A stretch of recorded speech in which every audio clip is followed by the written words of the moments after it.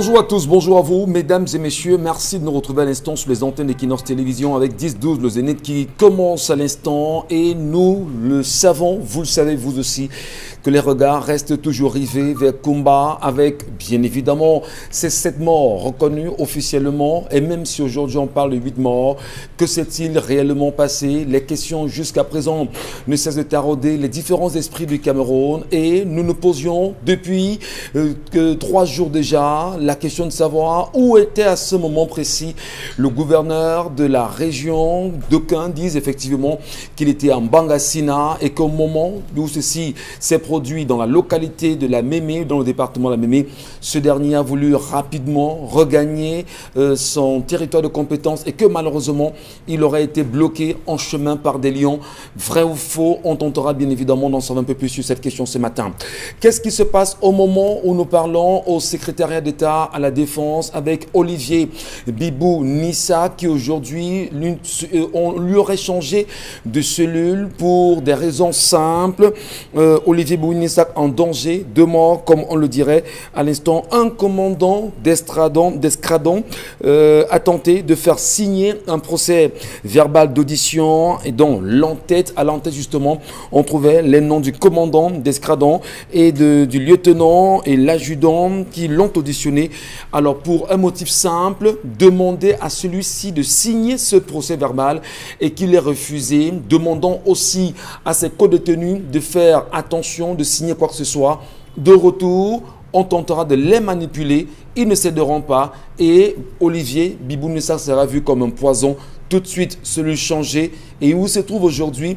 Il est dans une cellule où il y a des brigands, des personnes de nature douteuse et on a très peur pour sa vie. Bienvenue à vous, bienvenue à tous, madame, messieurs. La grande équipe est encore là ce matin pour vous accompagner comme c'est le cas. Charles Hamel, Bombo, Karine, Dominique, Audrey, Oyengelek. Nous sommes toujours en noir, nous portons toujours le deuil, Bombok dans le blanc, en signe justement du deuil africain. Bonjour à vous et bonjour à tous. Bombok, bonjour.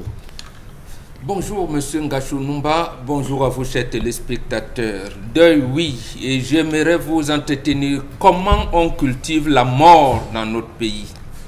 Comment on veut le deuil dans notre pays. Tout le monde dit le président de la République est le premier magistrat, premier sportif, premier de tout ce que vous voulez. Mais qu'est-il venu faire dans la tradition? Qu'est venu chercher le président Paul Biya en voulant absolument être le Nomgui? Ça veut dire qu'en fait, c'est la tradition qui est au premier.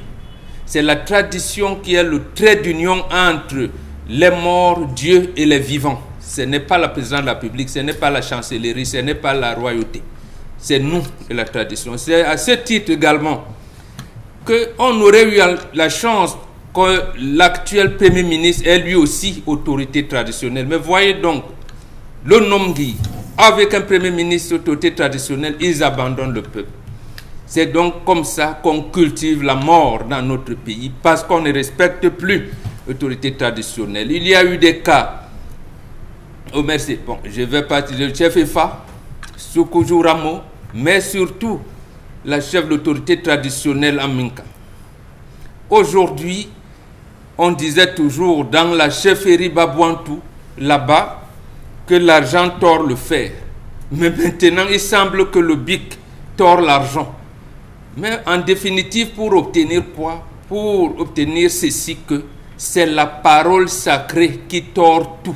Parce que c'est la parole sacrée qui régule. C'est pour cette raison que Paul Biya est venu chercher le pouvoir de l'autorité traditionnelle. Que John Gouté est autorité traditionnelle, il faut donc en utiliser. Pour cette raison, je vous disais ici dernièrement que Madame la sous-préfète de Bandia, bon, elle ne m'a pas compris, mais sa supérieure hiérarchique a compris que c'est la parole sacrée de l'autorité traditionnelle qui régule tout. Merci. Merci Mourou Bengan Kandji, merci à vous également. On parlait bien sûr du commandant d'escadron. C'est important justement de faire cette précision ce matin. Et on le sait, bagarre entre militaires et gendarmes à Bafoussam. Qu'est-ce qui s'est réellement passé finalement qu'entre militaires et gendarmes, qu'il y ait ce rixe-là, ces éléments de force de sécurité ont livré le triste spectacle devant les civils scandalisés. Les faits sont produits à Bafoussam. Finalement, Où vivons-nous? Qu'est-ce qu'il faut faire? Charles Mbachou, bonjour. Bonjour, monsieur Michel Ngachou. Bonjour à nos téléspectateurs. Deux personnes à saluer ce matin.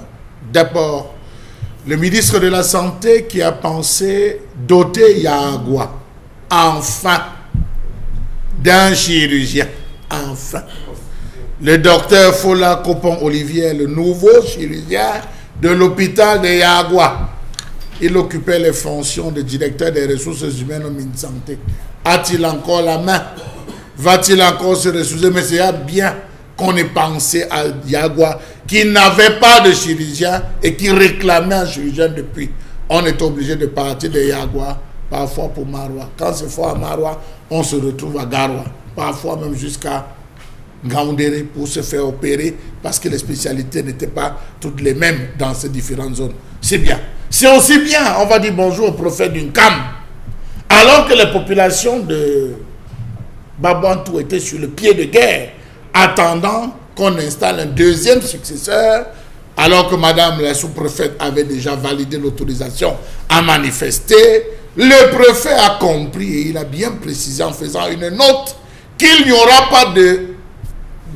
pas de cérémonie d'intronisation d'un deuxième successeur dans la concession de Sanganche, qui aura juste celui qu'on connaît depuis 22 ans. Merci, monsieur le préfet. Arrêtez, chères autorités, de vous ingérer dans les affaires traditionnelles. Ce n'est pas vos affaires. Dieu merci, le calme semble être revenu depuis cette note du préfet du Honkam. Bravo. Et c'est pas seulement dans le Honkam, parce qu'également à Yabassi, on le dit très bien, le petit village Tondé, effectivement, le nom peut m'échapper, où aujourd'hui également le préfet devrait descendre là-bas, écouter les populations et le chef de ce canton également, pour une simple raison. Aujourd'hui, quelqu'un voudrait installer une chefferie de 3e degré dans ces localités, et ils ont décidé que si rien n'est fait, ils engagent tout de suite une marche pour pouvoir leur restituer leurs valeurs traditionnelles. Dans le maillot, c'est 200 chefferies qui ont été créées uniquement pour les régionales. 200 chefferies. Voilà, c'est très compliqué. Karine Santia, bonjour et bienvenue. Bonjour Michel et bonjour aux téléspectateurs. Hier, dans les villes de Boya et Limbé, les élèves ont pris peur, ils ont paniqué, ils ont escaladé le portail et les barrières des différents établissements scolaires, collèges, écoles primaires et même les lycées pour s'enfuir, juste après qu'une rumeur ait circulé annonçant le décès de 2 élèves par balle. Voilà qui sème véritablement la terreur, et il faut dire que l'assassinat de ces élèves à Kumba ne va pas aider dans toute cette région-là jusqu'à présent. Et c'est vrai aussi que les Camerounais ont pris cette douleur et la ressentent particulièrement. Hier à Bamenda, les populations ont marché, les femmes marchaient en chantant, en scandant et en réclamant le retour de la paix. Voilà qui est dit ce matin. Y aura-t-il paix ou pas? Les Camerounais pourront-ils décider de la paix ou pas? Quelles sont les attentes du peuple camerounais aujourd'hui vis-à-vis du gouvernement camerounais? Madame, Monsieur, prenons le pouls de l'émission avec vous tout en restant connectés sur 10-12 le Zénith jusqu'à midi. Mais avant, allons saluer Dominique Audrey Oyengelek. Bonjour Dominique. Bonjour Michel, bonjour aux téléspectateurs. Ce matin, j'ai un peu l'embarras.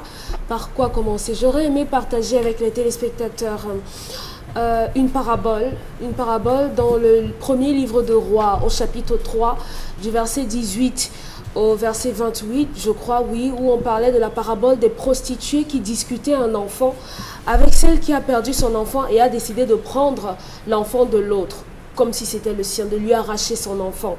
Et lorsqu'elles sont passées devant le roi Salomon de l'époque, il a proposé de diviser les 2 enfants, de diviser l'enfant vivant en 2.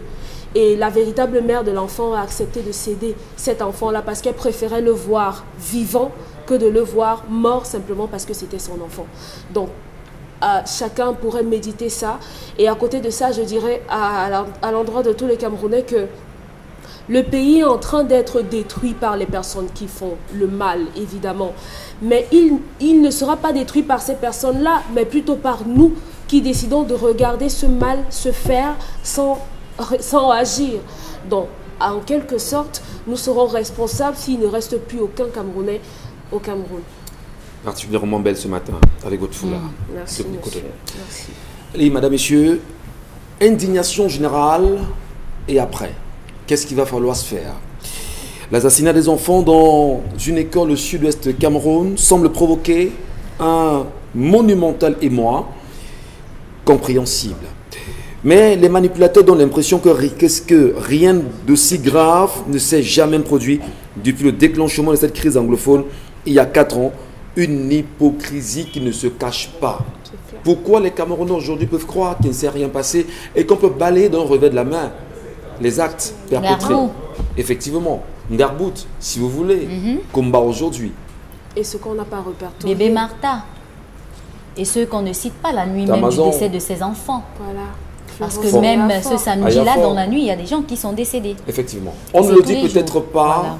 dans la même nuit, effectivement. La même nuit où on a eu ces atrocités à Kumba, il se produisait d'autres atrocités ailleurs. On n'en parle pas, mais les informations, nous les avons ce matin.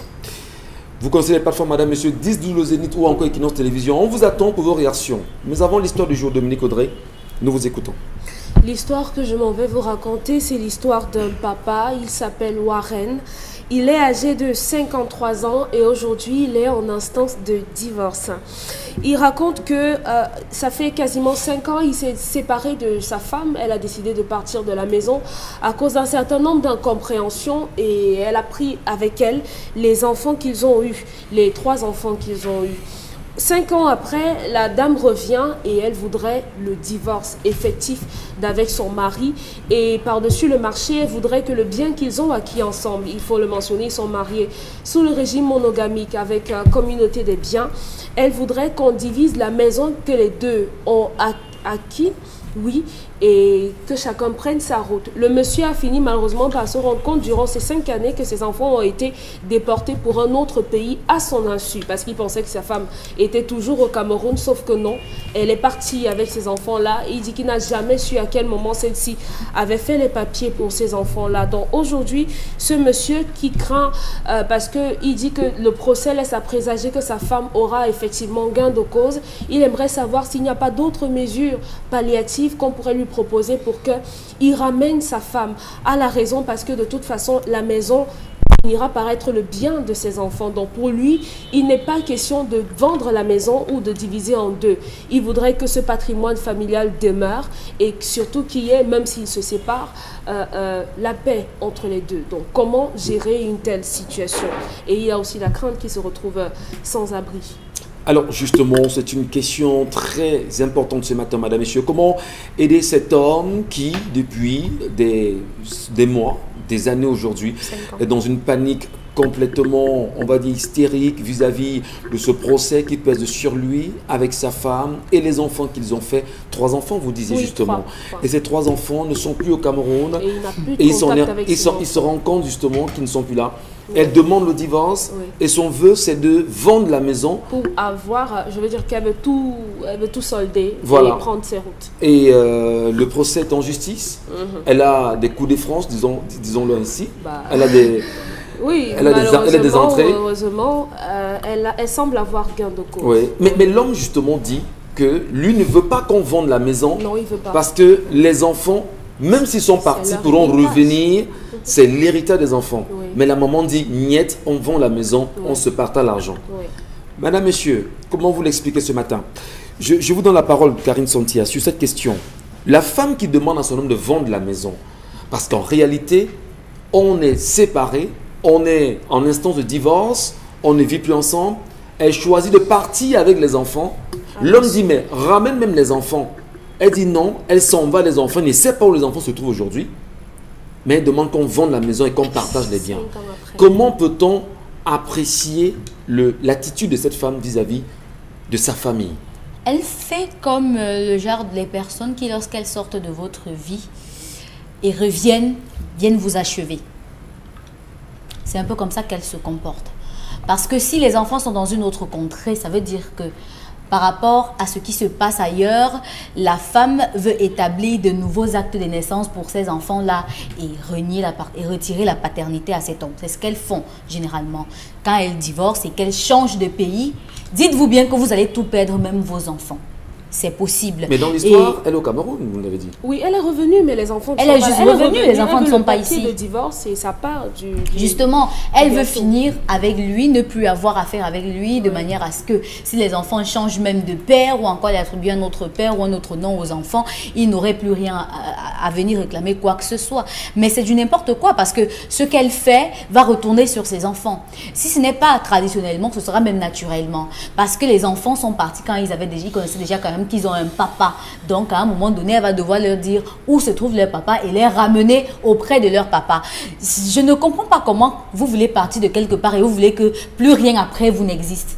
Vous voyez comment est-ce que chaque fois on revient sur les faits et les méfaits de l'État du Cameroun, c'est justement parce que lorsqu'ils sont arrivés, ils ont trouvé qu'il y avait un certain nombre de choses qui existaient. Ils ont fait la razzia de tout ce qui existait, pensant que en faisant la razzia, on aurait oublié l'histoire. Mais l'histoire ne s'oublie pas comme ça. L'histoire ne s'oublie pas comme ça. Elle pense qu'en ruinant cet homme, en faisant de lui un SDF, elle pourra être heureuse, mais ça ne va pas lui donner le bonheur. Si vous voulez vous séparer de quelqu'un, séparez-vous normalement. Elle peut partir, elle est même partie sans que quelqu'un ne lui dise que va. Oui. Et maintenant, elle revient, elle veut tout détruire en disant qu'on partage les biens. Et vous savez que la personne qui reste avec l'enfant, généralement, a beaucoup plus d'avantages. Et dans ce qu'elle fait, l'homme pourrait déjà... Mais dans le cas, elle est partie avec les enfants. Oui, l'homme pourrait déjà intenter aussi une action pour enlèvement des enfants. Elle est partie du foyer, ça fait 5 ans, ça veut dire qu'il y a eu abandon de foyer, ça non, bon. On commence par l'abandon de foyer, après on parle de l'abandon, de l'enlèvement des enfants, on met même le kidnapping, il faut qu'on accentue même la plainte pour qu'elle comprenne qu'en venant vers lui, elle a trouvé garçon. Lorsque vous avez en face de vous quelqu'un qui vous rend justiciable juste parce que vous l'avez laissé aller, réagissez avec la même justice pour lui montrer que vous savez, vous connaissez vos droits. Alors, on ne peut pas vous séparer de vos enfants comme ça. C'est que cette femme, comme on le sait, avec une justice corrompue, elle a justement des entrées au niveau de la justice et semble justement peser de tout son poids pour que le procès soit dit en sa faveur. Vous savez que lorsque la justice de l'homme échoue, la justice divine réussit. Donc pour vous dire qu'il n'y a pas d'explication, je ne sais pas pourquoi elle est partie, mais il n'y a pas d'explication qu'elle veuille aujourd'hui. C'est vrai, c'est normal hein, que dans un divorce, on se partage les biens qu'on a eu ensemble pendant qu'on était mariés. Mais je me dis quand même que lorsque vous trouvez quelqu'un qui n'a que la seule chose avec laquelle vous l'avez laissé, il n'a pas ses enfants auprès de lui, il n'a que sa maison qui lui permet de se rappeler du fait que ses enfants couraient dans la maison, il faut faire attention à ce que vous voulez lui faire. Très bien. Est-ce qu'on peut même Parce que là, on pourra voir un jour un crime passionnel.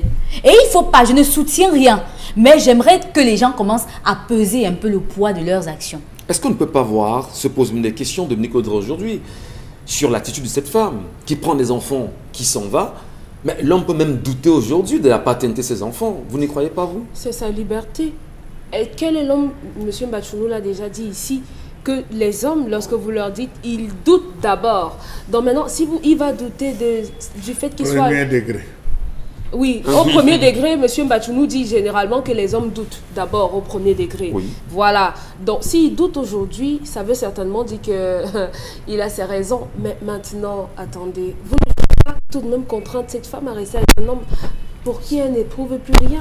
Oui, mais la question, justement, c'est de revenir, demander à ce que la maison soit vendue. Et l'on vous dit que c'est le bien des enfants. Mais elle trouve quand même qu'il faut vendre absolument la maison. Est-ce que ça ne remet pas en doute tout ce qu'on a fait ensemble? On s'est mariés, on s'est cotisé et on a acheté un lopin de terre. On s'est construit une maison, nos enfants y ont grandi. Maintenant, ça ne marche plus. Incompatibilité d'humeur ou tout ce que vous voulez. Lorsqu'on décide de se séparer, est-ce que... On n'a pas décidé, elle a décidé. Ça veut dire que lui aussi, il accepte, non? S'il est allé en justice... Non, puisqu'il a tout fait pour la ramener. Qu'est-ce qu'on fait? C'est pas forcé. Si elle ne veut plus, elle ne veut plus. Mais maintenant, c'est normal qu'elle veuille avoir sa part, ce qu'elle a investi. Vous ne pouvez pas en vouloir aux gens de se dire que, ok, je me suis séparée de mon mec et maintenant voilà ce que moi j'ai mis, je veux ma part. Elle ne veut plus rien avoir avec lui et c'est son droit. N'empêchez pas aux gens de vouloir ce qu'ils veulent, ce qui leur revient de droit. Maintenant, il peut vendre cette maison et acheter une autre. Avec quel âge? Est-ce qu'il a les moyens? Il va vendre la maison, non? C'est quoi? Sa maison, c'est combien? 200 000.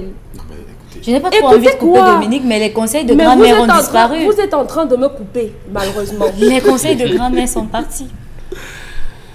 C'est bien quand ça se passe en C'est bizarre, hein. Et il ne faut qu'on se C'est comprenne. bizarre. Il faut qu'on s'accorde, Non, justement. vous ne voulez Un pas peu comprendre. occidentalisé. Non, Vous ne voulez pas Bon, comprendre. d'accord, allons-y, Écoutez, Demi, on vous écoute. Lorsque ce que ma grand-mère me dit à moi, Voilà. moi je l'applique chez moi. Oui. Maintenant, vous avez en face de vous une femme qui sait effectivement ce qu'elle veut. Moi, je n'impose pas mes avis aux gens. Je n'impose pas ce que moi je ferai aux gens. Cette femme estime qu'elle a mis 5 millions, 10 millions dans cette maison qui vaut aujourd'hui, disons, 30 millions et qu'elle veut avoir sa part. Donnez-lui sa part. Qu'est-ce qu'elle fait des enfants? Parce que là, le problème de l'homme, justement, c'est où résideront Ce n'est pas ces ça enfants son si jamais le pire arrive Ce n'est et pas que ça. ces enfants veulent retourner voir leur papa Ce n'est pas ou ça. dans la famille. Non, ce n'est pas ça son problème. Qu'est-ce qu'il fait? Le problème de cet homme, c'est que s'il vend la maison, où il ira ensuite? Ce n'est pas parce qu'il aime ses enfants, parce que s'il aimait ses enfants durant les 5 années, il allait se mouvoir, aller même dans la famille de cette femme et exiger, aller même en justice. Donc ici, c'est pas 5 ans. Bah oui, ça fait des années qu'ils sont en justice. Bah, finalement, votre histoire, elle n'est pas complète. C'est pas la mienne. C'est celle Je que veux vous dire me que celle que ramenez ce matin. vous m'avez transmise, monsieur. D'accord. S'il voulait effectivement avoir une quelconque information sur ses enfants, il l'aurait fait. S'il voulait savoir où ses enfants étaient, il devait savoir. Ce n'est pas parce que la femme exige qu'on se sépare aujourd'hui, donne-moi ma part, je m'en vais, elle devient une sorcière. Tout le monde le fait. Et même les hommes ici estiment généralement qu'ils ont droit à leur part, on le leur donne. Ok, s'il a un problème avec la maison, qu'il vende et qu'il rachète une autre maison.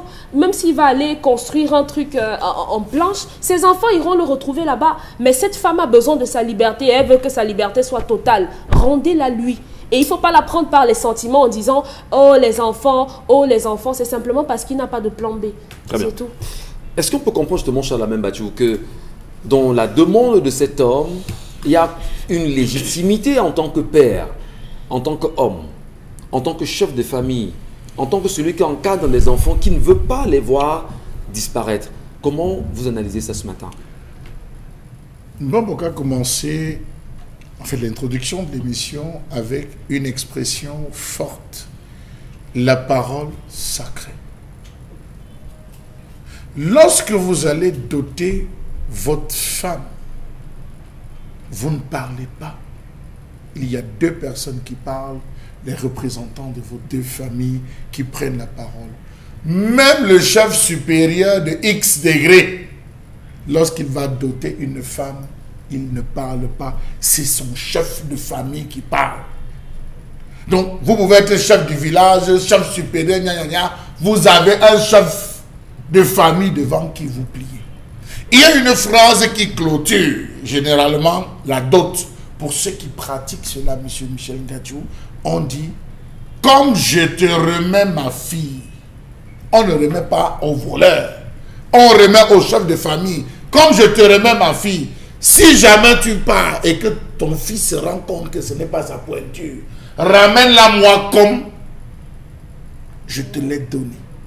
On s'adresse au chef de famille, pas aux individus qui viennent doter, aux individus qui viennent demander au chef de famille. Lorsque la femme décide de partir, première chose à faire, c'est constater le départ de la femme par le chef de famille. Vous interpellez le chef de famille en lui disant que le colis que vous m'avez donné, le colis a disparu, je ne sais pas là où se trouve le colis, et en partant, le colis a amené des bagages.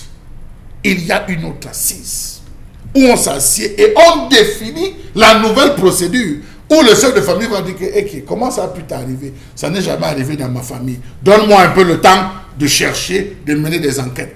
Pendant qu'il mène les enquêtes, la fille lui dit, papa, je ne reviens plus. Il dit, non, ça ne va pas se passer comme ça. Tu reviens d'abord, on se réassoit, on prononce la rupture traditionnelle. J'ai pris des engagements, ce n'est pas toi qui as pris des engagements, c'est moi qui ai pris des engagements. Alors ne me donne pas la honte, parce que je ne parlerai plus jamais. Il y a des familles, M. Michel Ngachou, lorsqu'on se retrouve à l'ouest, là, dans les deuils, d'autres, quand ils arrivent, soit le visage, soit il disparaît, parce que la honte, on la porte sur le visage, et on connaît ce que c'est que la honte. Donc, il n'a pas peut-être posé cet acte. Deuxième chose, M. Michel Ngachou, peut-être après cette assise, on établit dans le conseil, le procès verbal du conseil de famille établissant de ceci la rupture. Et dans ce conseil de famille, on dit, il n'a pas revendiqué la dot, il n'a pas revendiqué, il a dit, ok, tout ce qu'il voulait, c'est qu'on lui donne l'autorisation de prendre désormais X ou Y. Tout s'arrête pendant cette période. Après ça, M. Michel Ngacho, quand un homme se retrouve, qu'est-ce qui fait de vous le père des enfants? Comment savez-vous que vous êtes père si vous ne retenez pas l'acte de naissance de vos enfants? Si vous n'avez pas procédé à la déclaration, qu'est-ce qui fait de vous le père, M. Michel Ngacho? Avait-il les documents? Vous avez des hommes faibles, je précise bien, faibles, M. Michel Ngacho, qui est à la maison. Non, les documents, c'est madame qui garde. Non, j'insiste, M. Michel Ngacho. Les documents du terrain, c'est madame qui garde. Vraiment, ces choses-là. Est-ce que c'est là que. Non, ma femme connaît. Monsieur Michel Ngacho. Monsieur Michel Ngacho, c'est vous qui gardez.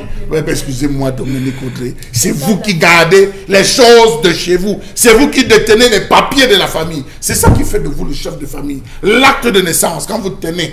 Parfois, vous vous levez le matin, monsieur Michel Ngacho, vous faites de la propreté, vous ressortez les actes de naissance de vos enfants, vous-même vous relisez. Faut se rassurer de faire les photocopies et tout. Vous allez, vous faites des photocopies, vous venez encore vous garder. C'est encore moi. Donc, vous voyez que là où il se retrouve, il doute sur tous les plans. Est-ce que c'est moi le père? Ce n'est pas moi le père. On vous enlève les enfants, vous ne pouvez pas vous plaindre, vous n'avez rien. Il est faible, monsieur Michel Ngacho.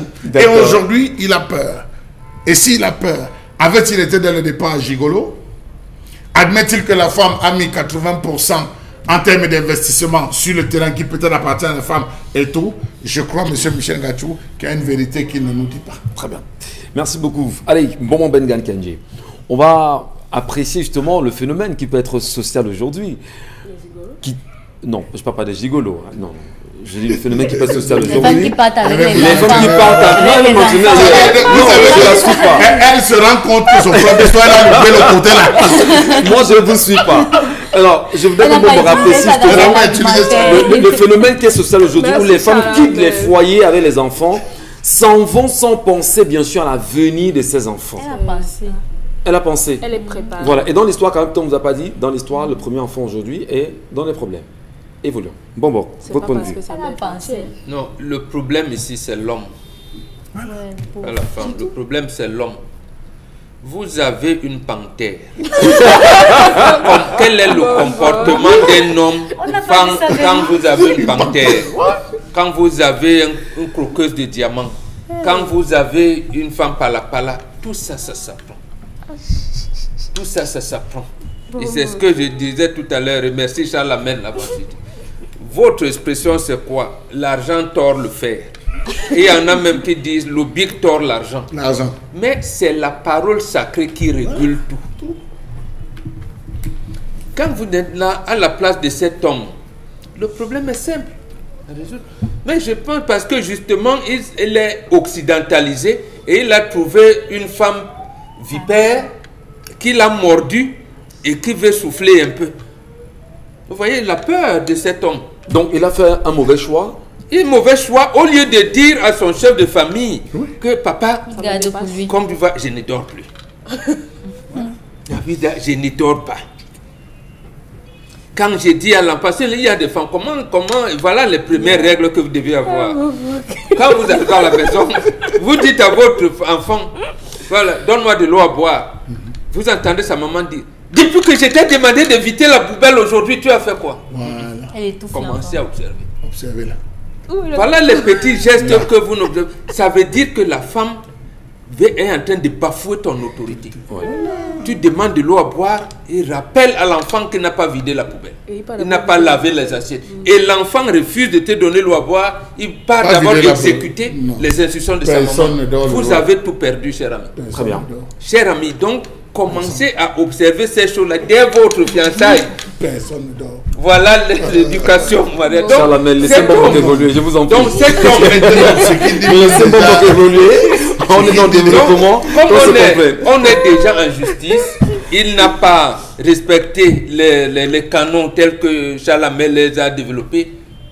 Va dire au tribunal que j'aime ma femme, je vais la. Je ne veux pas divorcer. Voilà.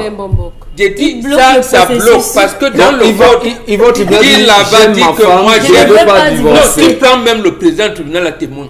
Mais Jean, est-ce que je suis venu dire si qu'elle était sortie avec les enfants? Voilà. Parce que chez nous, on ne divorce pas. Elle est partie comme ça. Elle sait que les enfants viendront. Dans leur maison est là. Moi, je ne divorce pas avec ma femme. Voilà. Tu bloques tout.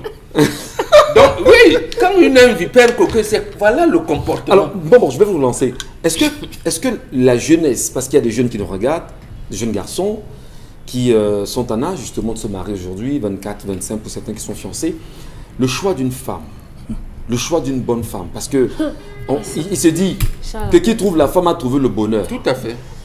Comment identifier le bonheur, Bonbon? Comment l'identifier? Comment savoir justement que la femme sur qui je suis tombé, c'est la meilleure, c'est celle qui fera de moi un homme heureux? Tout à fait. Ça entre dans votre processus. Vous dites souvent, moi je sais ce que je fais. Or, la question principale est, qu'est-ce que je ne dois pas faire?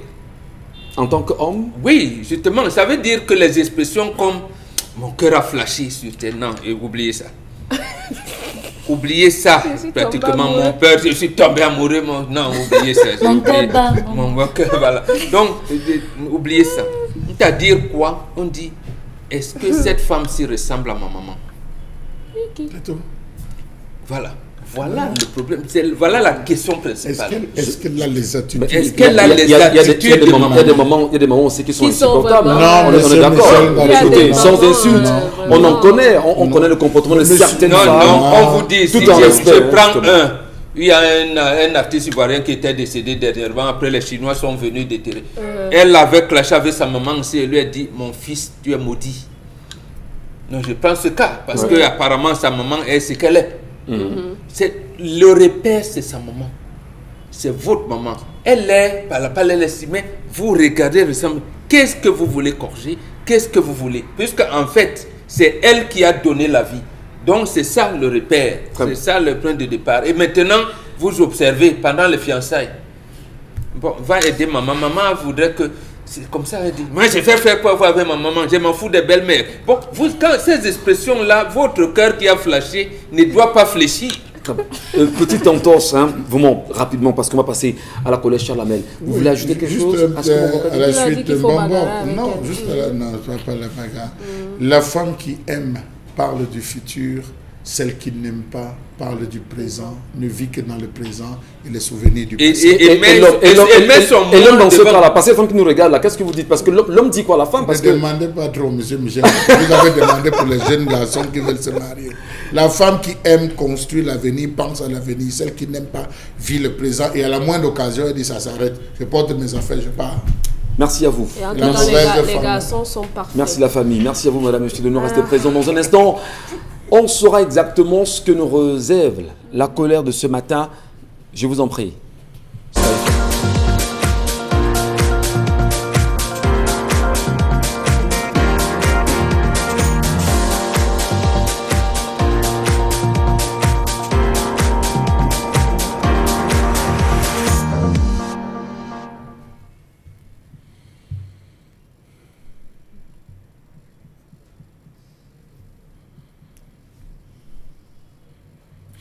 Je m'interroge ce jour sur la question des frais d'APEE au Cameroun. Où va l'argent de l'APEE dans ce pays? Quels sont les complices du détournement flagrant des frais d'APEE dans les établissements scolaires? Quels sont les critères sur la base desquels reposent les multiples augmentations des frais d'APEE? Attendez, association des parents d'élèves et d'enseignants. Qu'est-ce qu'une association?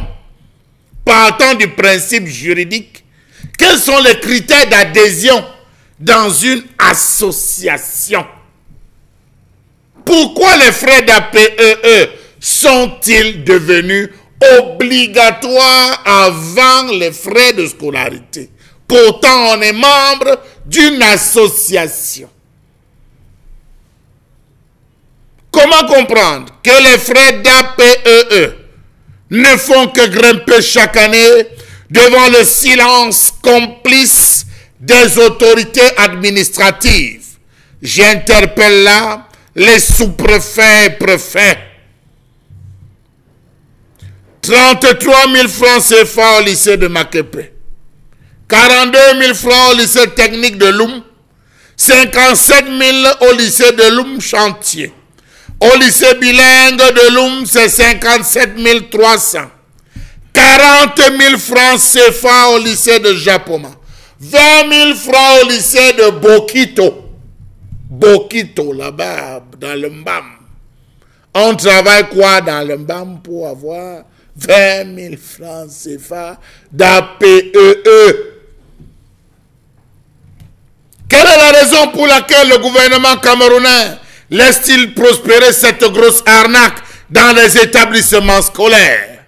Hier encore, le Tam-Tam national a fait tous les papiers sur la question de l'APEE avec la précision que c'était facultatif, de deux, qu'il n'y avait aucune obligation à payer en termes d'augmentation si cela n'avait été validé par l'association des parents d'élèves. Comment comprendre que même après avoir payé les frais d'APEE, les enfants n'entrent absolument pas en possession et de la tenue de sport et des écussons et j'en passe? Comment comprendre qu'après s'être acquittés de l'écolage des arts exorbitants, les parents sont obligés de payer des frais facultatifs devenus obligatoires? Comment comprendre cette incongruité notoire alors que le constat est fait de l'insuffisance des enseignants dans les établissements? Comment comprendre cette escroquerie à ciel ouvert? Pourtant, personne n'ignore que les établissements publics souffrent d'une absence criarde de salles de classe aux effectifs pléthoriques, des bibliothèques sous-équipées, une infirmerie inexistante, des tableaux mal entretenus, une absence des aires de jeu, des bâtiments vétustes, des sols non cimentés, des salles de classe sans fenêtres et ni portes. Dans certains établissements scolaires, adossés aux frais d'APEE, on a exigé 15 000 francs CFA pour les tables bancs. Comment comprendre que pour une seule république comme celle du Cameroun, la pension dans un établissement scolaire varie d'une école à une autre, sans que l'on ne sache les critères et les formules utilisées pour déterminer le montant réel de la pension? À l'école du centre à Yaoundé, l'APEE c'est 6 500. À l'école annexe de Messa, un autre prix. À l'école publique de Yomaba, un autre prix. À l'école publique de Kwalbisan, alors là, comment comprendre l'esprit machiavélique des chefs d'établissement qui prennent soin de mettre à la tête de l'APEE ceux qui vont servir leurs intérêts tout en acceptant de se faire instrumentaliser, opérant des décaissements d'argent à la moindre demande des chefs d'établissement, validant le faux organisé par ceux qui les ont placés? À la tête dans certains établissements de l'APEE, c'est le beau-frère du proviseur, c'est le cousin de la femme du proviseur, c'est le neveu du proviseur, c'est l'ami de bien du proviseur, et parfois c'est l'enfant même du proviseur. Parce que des proviseurs, parfois, ont de grands enfants. Savez-vous que l'inscription en classe de 6e varie selon que l'on se trouve au lycée d'Oyak, au lycée de Nilon-Brazzaville, lycée d'Aqua, lycée bilingue de Nubel ou lycée Dios? Savez-vous que dans le secondaire, l'inscription d'un élève est conditionnée par les frais ou par le paiement des frais d'APE et d'informatique avant les autres frais illégaux pour s'acquitter en dernier ressort de la contribution annuelle exigible? Savez-vous qu'à l'éducation de base, l'APE installe ses bureaux dans l'enceinte scolaire pendant les vacances et procédera à la collecte de ces fonds, les frais de tenue scolaire, au recrutement de nouveaux élèves et autres frais institués sournoisement par le directeur d'école que vous retrouverez dans son bureau alors que l'école est censée être fermée. Ainsi va la République, ainsi va le Cameroun. Savez-vous que pour cette rentrée de classe, les directeurs ont perçu et continuent de percevoir, pour certains, les frais d'APO 3 000, la vente de tenue scolaire 5 500, les frais de séquence 2 000 à 3 000 francs, les frais d'art et métier 6 000, une demande de manuscrit plus 1 000 francs de timbre, une photocopie d'acte de naissance plus 1 500 francs de timbre pour la certification, soit au total 17 000 francs qu'on ne sait véritablement comment les justifier. Ainsi va la République du vol. La chèvre, comme on dit, ne broute que là où elle est attachée. Si vous êtes le neveu du proviseur, servez-vous, parce qu'à la fin, en début janvier, on veut voir la grosse caisse que vous allez garer devant l'établissement. La colère de Charlemagne Mbathiou. Je voudrais simplement vous dire, M. Mbathiou, qu'il y a des moments et des jours où nous entrons dans ce studio, nous sommes très heureux, mais à chaque colère, on en ressort colérique. Parce que ce que vous décriez ce matin, les parents nous regardent ce matin, nous nous demandons dans quel état d'esprit les chefs de famille, les papas, les mamans se retrouvent aujourd'hui avec tout ce que vous décriez sur ce plateau concernant les frais d'APEE. On va peut-être se retourner voir les économas dans les lycées, les collèges, voir l'attitude même parfois des économes. Comment est-ce qu'ils collectent cet argent? Qu'est-ce qu'ils en font? Et vous avez d'ailleurs touché un point particulier pour nous aussi qui sommes passés par le lycée. Nous payons en argent, on nous imposait des tables banques qu'on ne voyait jamais. Je voudrais justement le dire ce matin que c'est un sujet assez pertinent, assez choquant, assez énervant, que les parents en réalité aujourd'hui devraient nous dire ce qu'ils pensent de la situation. Mais avant, Karine Santia, vous aussi vous avez été victime de ça en tant qu'élève? Je ne sais pas moi qui payais les frais de scolarité, donc je vous ne peux pas vraiment... Vous payez les banques chaque année, vous savez ça? Oui, forcément, si vous payez les frais d'APE, c'est ça, mais je ne me rappelle pas du jour où on avait convoqué l'association des parents d'élèves au point de me donner un papillon pour que je remette à mon papa, par contre. Et par contre, quand j'étais au collège, il y avait les associations des parents d'élèves, il y avait des réunions. Il y avait des réunions. C'est vrai que certains collèges s'y sont aussi mis à faire contribuer ou payer des parents les frais d'APEE, à inclure cela même dans certains frais exigibles. Moi, ce qui reste inquiétant, c'est ce que ces gens font même de ces frais. Parce que la particularité des frais d'APE, c'est que ça permet notamment à l'établissement d'assurer les charges non assumées par l'État. C'est-à-dire que les établissements scolaires ont parfois besoin des choses que l'État n'a pas données. Parfois, l'État crée un établissement scolaire, oublie de mettre des toilettes. Les frais d'APE pourraient contribuer notamment à la construction de vraies toilettes pour les élèves. Ça permet aussi aux établissements d'avoir des points d'eau. Vous vous rendez compte que dans un lycée de plus de 4000 élèves, il n'y a qu'un seul point d'eau. C'est pas évident. Avec cette période de Covid, c'est encore plus que compliqué pour les élèves. Dans certains, ça permet aussi de payer les salaires des enseignants vacataires parce que généralement, dans certains lycées, on a du mal à avoir des enseignants chaque année, de nouveaux enseignants, et parfois un enseignant est obligé de couvrir par exemple 4 salles de classe, 5 salles de classe et de niveaux différents, c'est-à-dire qu'il enseigne la 6e au moins 3 salles de classe, il enseigne la 4e au moins 2 salles de classe, il arrive en 3e, il a 3 salles de classe, après en seconde, il tient encore une salle de classe. C'est compliqué pour les enseignants. Du coup, les vacataires viennent aider à compléter l'effectif. Ça permet notamment de faire, c'est pour ça qu'on appelle dans les écoles publiques les maîtres des parents. Maintenant, ça permet aussi à l'établissement d'avoir un certain nombre d'infrastructures. Il y a les bâtiments dans certains lycées qui portent le nom de don de l'APE. C'est en fonction de ça qu'on fait ce genre de bâtiment. Parce que les parents ont contribué de manière volontaire. Ce n'est pas une affaire qu'on impose. J'arrive, non, monsieur Mathieu. Ce n'est pas une affaire qu'on impose aux parents. Parce qu'aujourd'hui, lorsqu'on vous donne la liste, la fiche des frais exigibles, vous voyez APEE. Vous ne vous rappelez pas de quand est-ce qu'on a convoqué les parents pour que les parents décident des frais de contribution. C'est une association dont chacun doit avoir son taux, s'il veut. Sauf si l'association décide que tout le monde aura le même taux. Maintenant, si tout le monde doit avoir le même taux, c'est parce qu'on a un plan d'action. Mais il faut dire à la fin de l'année, il faut qu'on ait tel nombre de choses. Ah. Sauf que... Il faut bien souscrire à l'association, non? En début d'année, ça se passe comment? C'est pas obligatoire, c'est une association. Ah. La loi de 1990 dit que pour être dans une association, vous devez être volontaire.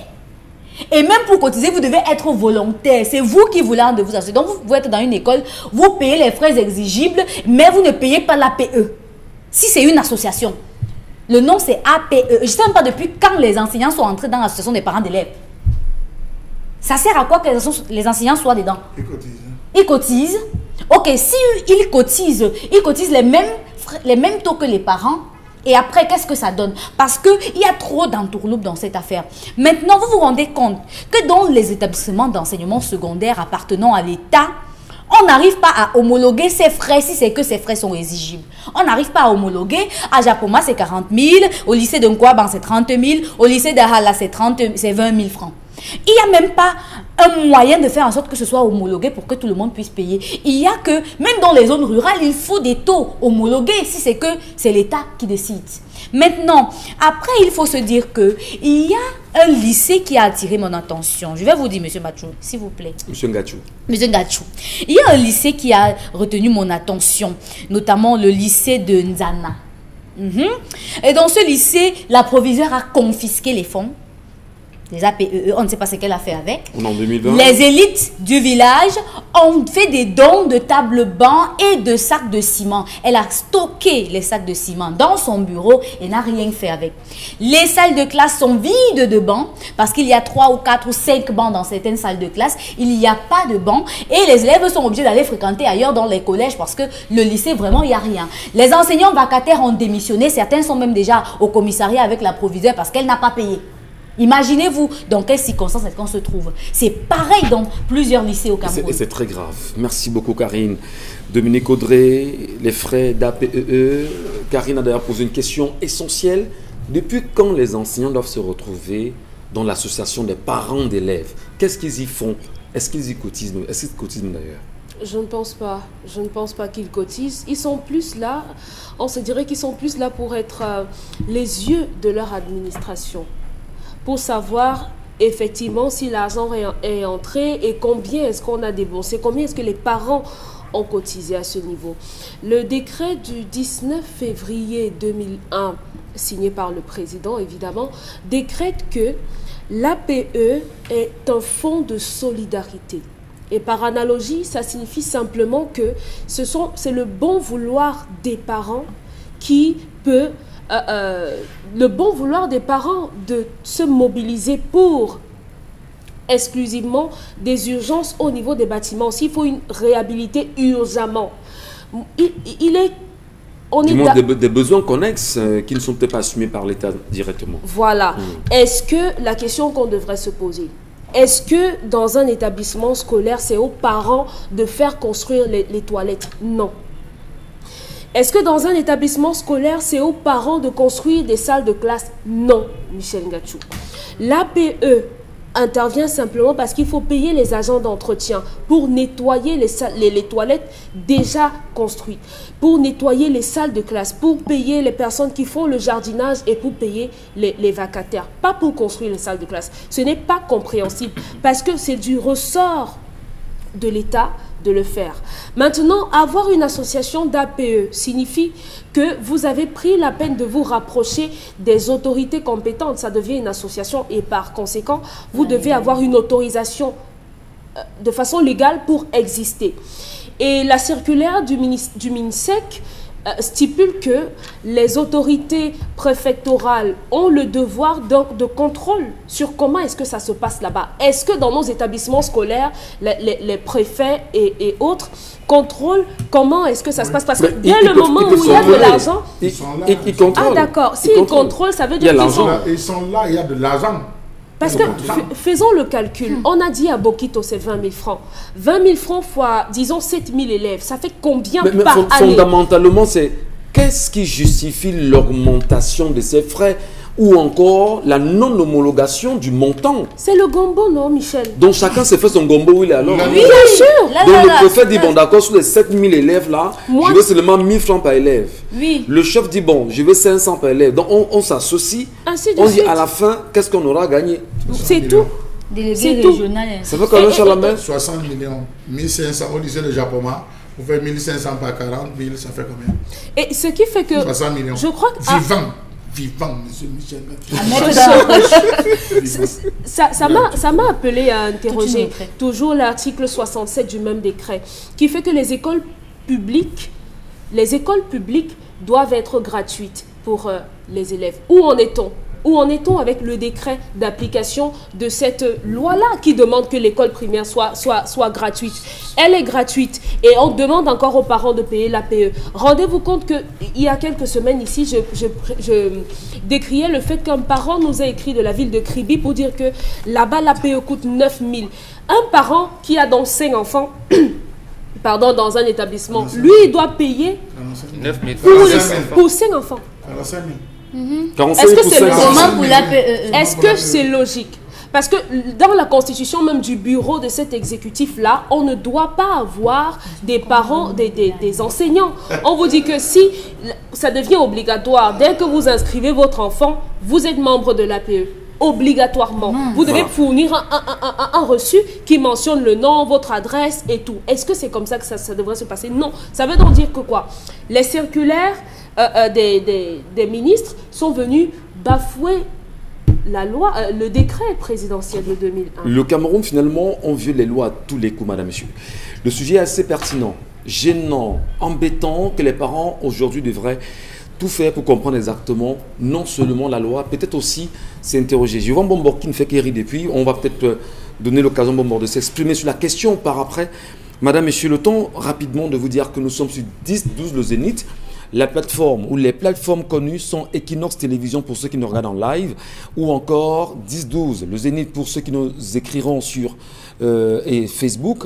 Allez également nous laisser un numéro de téléphone, un message, un numéro de téléphone qui s'affiche comme toujours au bas de l'écran.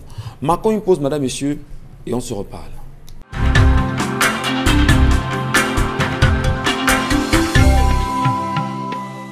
Bon retour, mesdames et messieurs, merci de nous rester présents, mais surtout fidèles. 10-12 le Zénith se poursuit avec la grande famille, comme c'est le cas tous les matins, entre 10h et 12h. Qu'est-ce qui s'est réellement passé hier à Yaoundé? Le général Semengue, dit-on, gagnerait peut-être la bataille. Le président de l'instance a tenu une assemblée générale hier avec le quorum querellé qui, depuis quelque temps, demandait sa destitution. Mais malheureusement, finalement, hier, on a vu toutes ces personnes autour du général Semengue hier. Finalement, va-t-on sortir le football de son amateurisme et le ramener au niveau professionnel ou pas? Les questions restent posées, mais surtout le regard reste porté sur la Ligue de football professionnel du Cameroun aujourd'hui et l'appréciation, l'encadrement, le regard du général Semengue aujourd'hui. Et nous restons dans le cadre éducatif pour mieux comprendre ce qui se passe dans les établissements au Cameroun avec les frais d'APEE. La question était posée aujourd'hui. Comment comprendre qu'il y ait de l'entourloupe dans la gestion de ces frais au quotidien? Comment comprendre effectivement qu'il y ait du business là-dedans? Qui sont ceux qui font du business? Finalement, le Cameroun serait-il autant corruptible que l'on trouve des poches ou des niches sur lesquelles on peut se servir, notamment les élèves, à travers les fonds d'APEE? Maman Bengan Kandje, comment en sortir? Qu'est-ce qu'on peut préconiser? Qui doit-on interpeller sur cette question? Justement, il y a une réponse à la question, à votre introduction, en parlant de Semengue. Est-ce qu'on peut faire le football professionnel au Cameroun sans les footballeurs professionnels? Nous en avons le Mila, Bell et tout ça, Kaham. Ils sont associés.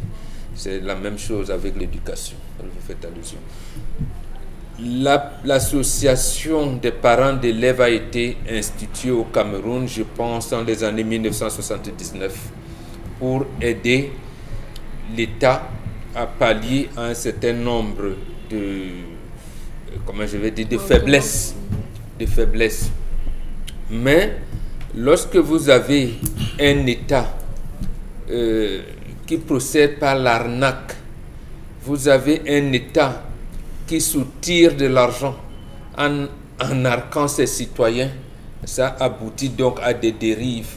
Au point où lorsque le ministre Bapès, si son arrêté, je pense en 2014, il dit « Nous ne pouvons pas vivre sans les frais d'APE car certains établissements scolaires n'ont que ça comme fonds d'éducation. » Maintenant, on s'est trouvé que ce sont tous les établissements qui exigent. Y compris les établissements. Voilà, on laisse. Ça veut dire quoi? La chose simple, c'est quoi?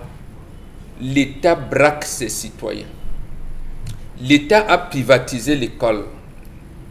Est-ce que c'est privatisé? Non, je ne pense même pas. Parce que lorsqu'on privatise, vous êtes avec les privés à qui vous confiez. Et un peu. Mais ici, l'État s'est désengagé de l'école. Donc l'État, pour utiliser les termes en autre français, l'école primaire qu'à notre époque, on dit l'État a tué l'école. Nous, on parlait des moniteurs à notre époque, parce que je ne sais pas, vous parlez de maîtres. Nous, on parlait de moniteurs bénévoles. Aujourd'hui, j'entends l'expression le maître des parents. Bon, je ne sais pas. Nous, nos moniteurs bénévoles recevaient régulièrement, je pense tous les 3 mois, une visite des inspecteurs pédagogiques qui, au bout d'un moment, allaient valider si vous pouvez être intégré dans le corps des enseignants. On vous prenait donc soit agent décisionnaire, soit contractuel, ainsi de suite. Il y avait selon les niveaux que vous aviez. Donc, l'État a institué donc le braquage, donc le banditisme. On tue l'école et on appauvrit les parents. Donc, c'est une institution qu'on a mis là. Mais qu'est-ce qui veut justement justifier non, mais qu'est-ce qui veut justifier ce plan qui est inacceptable? C'est le mauvais cœur. C'est le mauvais cœur. Vous ne pouvez pas voir ça autrement. C'est le mauvais cœur des dirigeants. Et car on nous a donc amené à faire quoi? À faire que l'État provoque les citoyens pour qu'il y ait soulèvement. Ça ne commence pas avec Maurice Kamto, MRC là-bas, c'est tout ça. C'est quelque chose qui a été construit. Vous ne pouvez pas me dire qu'en août 1986, le chef de l'État camerounais Paul Biya présente le budget, l'État, les orientations du 6e plan quinquennal. Il dit non au FMI, non à ci, à ci. Effectivement, le Cameroun avait les réserves, selon le journaliste Paul Tedgar, réserves qu'on ne puisait pas de 900 milliards de francs dans une banque suisse. C'était réservé, c'est-à-dire au point où quand ça va mal, on peut prendre là-bas. Disparu aujourd'hui, il faut le dire. Voilà, disparu aujourd'hui. Ouais. Donc, on vient donc braquer. Ça a commencé là. Quand on veut tuer les citoyens, on commence par l'école et la santé. Et ça a été ça. Et on vous amuse avec la musique et le football.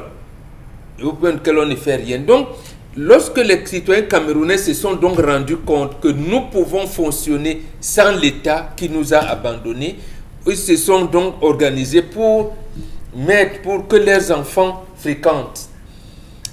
Comme vous voulez donc vous organiser pour que vos enfants fréquentent, nous n'allons même pas vous donner les enseignants. Donc, les inspecteurs pédagogiques qui notaient les enseignants bénévoles, non l'a recruté. On n'a plus voulu les recruter et procéder à ça. Même les concours des écoles nationales d'instituteurs, on ne recrute plus. Donc on dit, comme vous voulez donc que vos enfants fréquentent, nous, on ne va plus vous donner les enseignants. Si vous voulez les enseignants, payez-les eux-mêmes, vous-même. C'est comme ça qu'on a ajouté le deuxième E. Association des parents d'élèves et des enseignants là-dedans. Donc ce fonds ou ces montants ou cet argent collecté permettrait également de payer ces enseignants. Oui, parce que mais à ce moment... Est-ce qu'ils ont une place dans l'association? Regardez comment ça se passe. Lorsque dans un établissement, il y avait de l'organisation des prix, effectivement, on vous disait prix spécial du président de la République pour tel, prix d'honneur de tel, prix de... Donc, le gouvernement, et on remettait les prix aux élèves. Aujourd'hui, on a mis les élites pour mieux permettre l'expression, pour mieux vous baiser chez vous. C'est ça ce qu'on appelle l'inceste politique. Parce qu'il faut dire ces choses-là, parce que ça devient grave. C'est l'inceste politique. C'est votre soeur, votre grand frère ou votre grande soeur qui viendra dire que oui, le chef de l'État m'a envoyé chez vous. Comme nous sommes 20 millions de Camerounais, il m'a nommé. Donc, il vient organiser ces prix. Le ministre va prescrire le lycée d'Mbopi. On n'a jamais vu l'étude. Et le ministre, donc, non, ça a commencé par Mbouy, Joseph Mbouy. Il crée les lycées. On n'a pas. Les parents d'élèves viennent, ils construisent, ils mettent l'argent. Et on ne leur donne pas les enseignants. Eux-mêmes, ils commencent à recruter certains de leurs enfants dont on a refusé de recruter. Voilà le processus. Il vient d'avoir le BPC, on dit, ah d'accord, il peut s'occuper des enfants de ses petits frères, ses petites soeurs de l'école maternelle et de l'école primaire. L'autre vient d'avoir sa licence en mathématiques ou en sciences physiques. Il vient, l'État se désengage et vous laisse. Et comme vous voulez donc, l'État va vous mater. Donc c'est un système de braquage. C'est un système de banditisme que l'État a mis en place et continue. Et là, nous observons simplement. Observer peut-être, mais aussi des actions sont importantes aujourd'hui. En regardant le peuple camerounais qui a le pouvoir, en regardant le peuple qui sait exactement ce qui est bien pour lui, mais surtout, nous continuons chaque jour à l'éduquer, en lui restituant les réalités qui sont les siennes, en le mettant devant ses responsabilités. Madame, monsieur, merci à vous, merci à tous de trouver de l'intérêt. Cher Lamine Bachou, il faut effectivement que quelque chose soit fait ici. Si on interpelle l'État et que l'État ne réagit pas, et sur cette question des APE, aujourd'hui, il faut que quelque chose soit fait. Peut-être homologuer les montants du point de vue à l'échelle nationale. Dans les lycées, dans les établissements publics et pas forcément privés. Monsieur Michel Ngachou, on va vous faire comprendre que les réalités sociologiques ne sont pas les mêmes en fonction de DA, Douala, Baré Soumtoum ou Mbroukou. Ce n'est pas la même chose. Si vous homologuez, il faudrait que ça soit adapté comme cela pour permettre à tous de pouvoir manger. Monsieur Michel Ngachou, vous arrivez dans un établissement secondaire où on exige aux enfants de payer l'assurance scolaire à hauteur de 5 000 francs CFA. C'est-à-dire, on a discuté de ce sujet. Sur 5 000 francs, vous avez 1500 élèves. Ça vous fait combien, monsieur Michel Ngachou? 7 500 000 par quai de côté. À côté de cela, on vous met au-dessus, monsieur Michel Ngachou, vous jouez pour 1500 élèves, la pension à 40 000. Ça vous fait 60 millions. Vous additionnez tout simplement sur les 7 500 000, vous êtes dans l'ordre de combien? Et pire encore, pendant l'inscription, on vous invite à bien vouloir donner 5 000 francs de rame de papier. Et la tenue? Non, laissez la tenue. 5 000 francs de rame de papier pour 1500. Vous êtes à combien, monsieur Eric? Le papier, c'est pour faire quoi? Les rames de papier, tous les élèves doivent donner 5 000 francs. Vous êtes à combien, monsieur Michel Ngachou? Vous êtes à combien? Alors, imaginez-vous, c'est 5 000 francs. Déjà? Vous ne venez pas avec les rames de papier. Non. Vous payez, vous ne venez pas avec. Alors, on se retrouve dans un système où l'État braque les citoyens, monsieur. Vous pouvez vous imaginer jusqu'où on est braqué? Taxe de téléphone, on est braqué. Pour quelle quantité de réseau? Pour quelle raison on est braqué? À Loum, on exigeait 1000 francs supplémentaires pour frais téléphoniques parce qu'il faut que le proviseur appelle et 1000 francs pour frais supplémentaires pour SMS. Parce qu'il faut qu'il envoie les SMS à tout l'établissement pour vous prévenir. Attention, les mesures barrières, coronavirus, protégez-vous. Mais regardez là où on est. Et les parents ont payé. Regardez là où on est. Monsieur Michel Ngachou, le problème vient de nous les parents. Oui. Ça vient de nous les parents qui avons laissé l'État nous braquer. Vous savez pourquoi? Quand vous arrivez à l'école, vous voyez le rang. Qui est la première personne à payer? Il que prend mon argent, va payer. Le parent. Quand il a fini de payer, est-ce qu'il prend la peine même de lire les reçus? Il prend, il cherche son sac, il continue. C'est nous. Parce que le jour que vous allez vous arrêter à prendre une facture, décortiquer le reçu en demandant que j'ai payé ça pourquoi, ça je paye ça pourquoi, vous allez comprendre un ensemble de choses, monsieur. Ça justifie justement ce que vous disait à l'instant. On a tué l'école, on a tué l'éducation. Permettez. Non, monsieur Michel Ngachou, l'entrepreneur en chef a tué l'école, ses collaborateurs ont enterré l'école. Il faut préciser, l'école est déjà enterrée. Alors, si l'école est enterrée aujourd'hui, parce que le parent qui vient payer en réalité, son objectif c'est de dire, je veux voir mon enfant à l'école, quel que soit ce qu'on demande, je vais donner parce que je veux le voir bien demain. Alors, il prend le reçu, comme vous l'avez très bien dit, il lance dans son sac, il s'en va, sans lire. À la maison, on lui dit, ben, papa, dans la globalité, ça fait 75 000. Il dit, ah, j'ai à payer, va te battre. Alors, le danger, justement, ici, c'est que on se rend compte que si le papa prend la peine de décortiquer, 20 000 c'est pourquoi, voilà, 5 000 c'est pourquoi, voilà, ainsi de suite, on va bloquer les ça deviendra un problème pour l'établissement, on va éveiller les consciences, et comme l'école est tuée et enterrée, on va faire souffrir finalement, on veut même maintenir les gens dans cette position aujourd'hui. Vous avez compris. Le sous-préfet de Loum est allé jusqu'à commettre tout un document pour menacer les parents qui voulaient manifester, je le dis. Il a menacé par rapport à l'APE, l'augmentation des coûts de l'APE, il a menacé en disant que le premier qui se met en dehors de la loi, je vais l'aider à l'aide d'une règle à rentrer dans les rangs. Alors, quand vous vous retrouvez avec une administration qui se comporte de la sorte, vous savez que toutes les rentrées sont d'abord prioritaires. Les enfants des sous-préfets, les enfants des préfets, ils sont prioritaires dans tous les établissements. C'est-à-dire que si vous avez un frère préfet, M. Michel Gachou, vous prenez votre nom et tout, vous partez lui donner. Il appelle le proviseur qui vient le retrouver. C'est le patron de la région, il lui donne. On envoie. Après, on vous dit qu'il y a des paquets qu'il faut faire. Il y a des paquets. Permettez-moi, M. Michel Gachou. Regardez donc comment le pauvre citoyen camerounais est laminé. Vous payez pour une énergie que vous n'avez pas. On vous donne le noir. Vous payez pour avoir accès à l'eau potable. Vous n'avez pas. On vous coupe pendant des heures. Mais le jour où vous loupez la date de paiement, on vous taxe. Et vous avez des Camerounais qui vont s'aligner chaque jour, M. Michel Gachou. On vous traitera d'activiste, en fait, aujourd'hui. Mais il y a des lycées. Il y a des lycées à Douala qui prennent cet argent-là. Mais quand vous regardez même l'état du lycée, vous avez... Le lycée de Bassa, paye combien? 45 000 francs de frais d'APE. Le lycée de 45 000 francs. Vous avez vu le lycée de Bamou, le lycée de Fouma à l'école primaire. 45 000. Je voudrais d'abord vous calmer. Avant de payer la scolarité. Oui, vous payez d'abord. APE seulement. On va se calmer. Et vous voulez qu'on se calme maintenant comment? Non, je veux dire, je vous calme depuis des jours. Non, mais c'est trop, c'est tout le monde. À Japoma, 40 000. Ça sert à quoi? On est tous d'accord. Vous voyez même que c'est allez boire le lycée de Fumban. Allez voir tous ces différents lycées, vous allez vous rendre compte que mais on prend cet argent, c'est pour nourrir des individus crapulés et véreux dans ce pays. Qui construisent des business et des collèges. Monsieur Michel Gachou, quand vous dites que dans un établissement qui n'a pas de banque, qui n'a pas d'eau, on a préféré prendre cet argent pour installer des caméras de surveillance. Expliquez-moi. C'est pourquoi? Et ces proviseurs sont les principaux dans les collèges. Ils sont les promoteurs de collèges. Ils prennent l'argent là pour construire les collèges.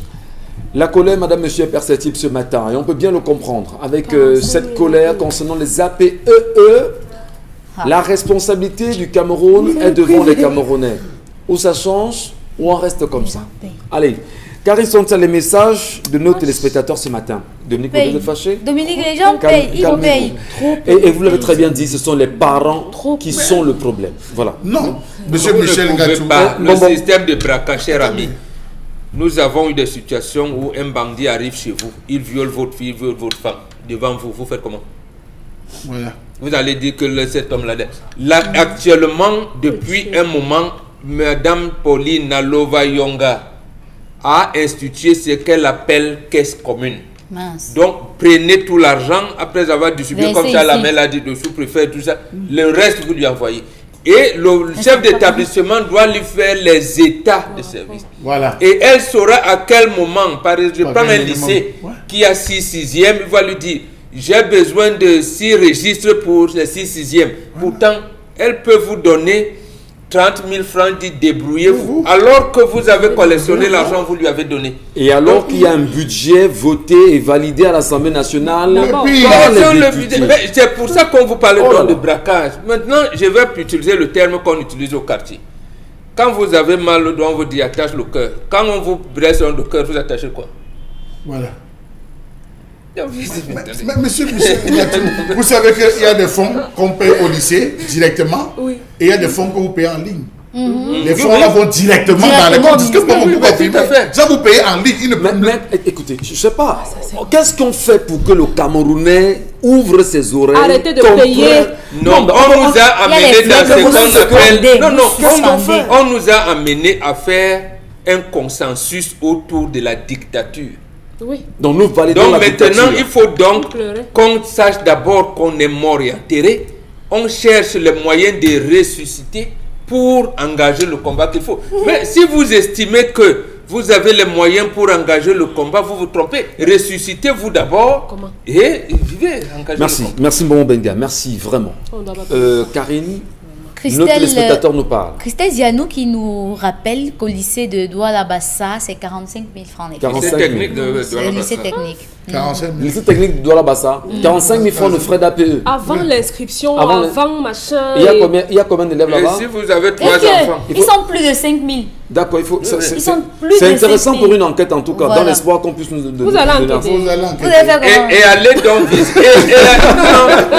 donc visiter les ateliers seulement de mécanique auto et électricité. Je ne parle même pas de menuiserie et autres. Lycée Il y technique a de même des l'ambassade. spécialités qu'il n'y a pas là-bas. Voilà. On ne fait pas Mais génie vous civil payez la là-bas. paix. Vous payez. On ne fait pas. Merci, on évolue. Les enseignants, un enseignant est aussi un parent d'élève car celui-ci peut avoir son enfant dans l'établissement, vraiment. Donc un enseignant qui vient d'être affecté est déjà parent d'élève sans avoir d'enfant. Non, même s'il est, pourquoi ils mettent enseignant? À ce moment, ils viennent donc adhérer à la En tant que PE. parent. Comme Pourquoi parent. avoir mis comme parent? enseignant. Pourquoi avoir mis enseignant? Non, on voulait vous dire que parce qu'il est membre dans la constitution de l'exécutif, il a un droit de regard, il peut être président. Sauf que... Oui, il peut Justement, être président. c'est eux qui sont dans Je le vous dis que boulot. c'est organisé, Sauf que- le vol est organisé dans ce Sauf pays. que, en principe, la hiérarchie de l'établissement n'entre pas dans l'exécutif de cette association-là. Et le chef d'établissement n'est qu'un conseiller. N'est que conseiller. Il n'a rien à voir avec Non, l'argent. mais c'est lui qui décide, Rien qui du garde tout. les fonds, le Au caissier, lycée de l'intendant. Ndjana, pas se au faire. lycée Le- du village de l'intendant. Ndjana, ils ont porté plainte. Oui. Ils sont arrivés à la brigade. On leur a dit, on attend que c'est Yaoundé qui nous envoie le mot pour pouvoir entendre. Nous ne pouvons pas nous prononcer. Elle parce était que là à ça la concerne- réunion où les parents se Imaginez-vous. fâchaient, les Ça veut parents dire que étaient en colère. les parents d'élèves On se portait- plaignent oui, on portait dans plainte. une justice Oui. qui est la leur. On leur dit on attend l'ordre de Yaoundé Yaoundé. pour pouvoir vous Pour entendre. pouvoir vous entendre, parce qu'il y a la partie administrative, il faudrait que le ministère se... Mais attendez, on est où dans ce pays? On doit vous Cher Lamel, descendre. évoluons, je vous en prie. Tant Karine. que le peuple accepte tout, rien ne changera. Tous les jours, les abus sont commis et aucun collectif ne se crée. C'est tout le pays qui devrait s'indigner. Evelyne Tuekam, APE vraiment pathétique pour nous, parents d'élèves qui avons plus de 2 enfants au lycée de Japoma. Rebaza Et vous Taski payez écrit 2 ce fois. matin. C'est 80 Il 000. paye, c'est 80 000. Il sait APE. que c'est la pension.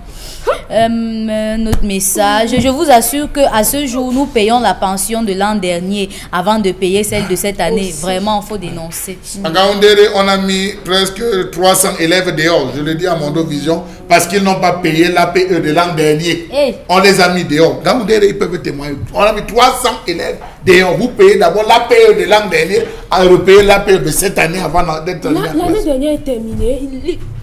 Les collectifs alors sont où pour s'indigner? Voilà des problèmes. Évoluons. Fermer les églises et les mosquées, ainsi les Africains auront plus de richesses. Vous, C'est vrai aussi. vous conjuguez au passé compliqué, les choses évoluent, la population s'ajoute de jour en jour. Du coup, le coût de vie ne pourra jamais être toujours le même. Tout change sur tous les domaines. Non, justement, cher ami, à ce moment, on ne parle pas de progrès, de l'évolution. Si vous avez fait économie, on parle de régression.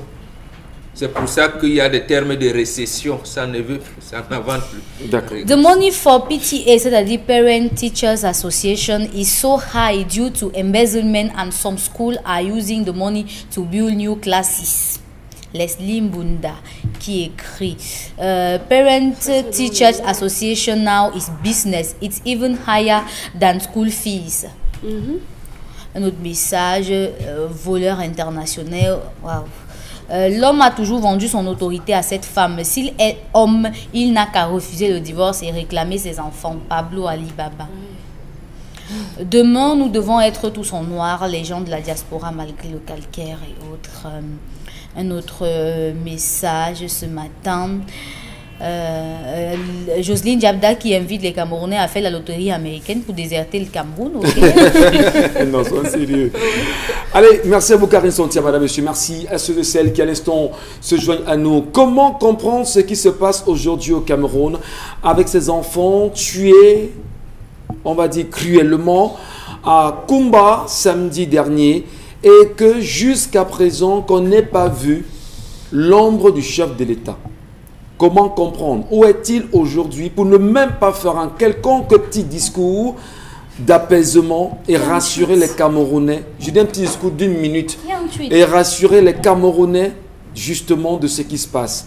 Où est-il passé finalement? Est-ce qu'on ne devrait pas, comme disait quelqu'un, demander aux Camerounais d'aller le chercher où il est et lui dire sortez et parlez-nous? Comment comprendre ce qui se passe aujourd'hui? Comment expliquer que ces enfants soient morts et qu'à date, qu'on n'ait même pas pensé, ne serait-ce qu'à mettre les drapeaux du Cameroun en berne pour dire qu'il y a deuil, et voire même mettre en place justement une journée de deuil national.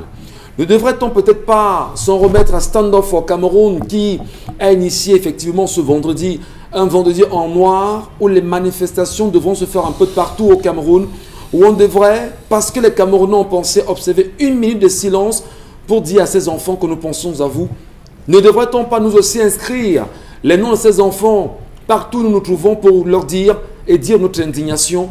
Comment expliquer ce qui se passe aujourd'hui? Finalement, où est passé Paul Biya? Il ne nous parle pas et on se pose des questions. Charles Hamel, il est où? Papa Outé, papa Outé, papa où? Oh non, pas dans un instant. C'est quand même assez grave.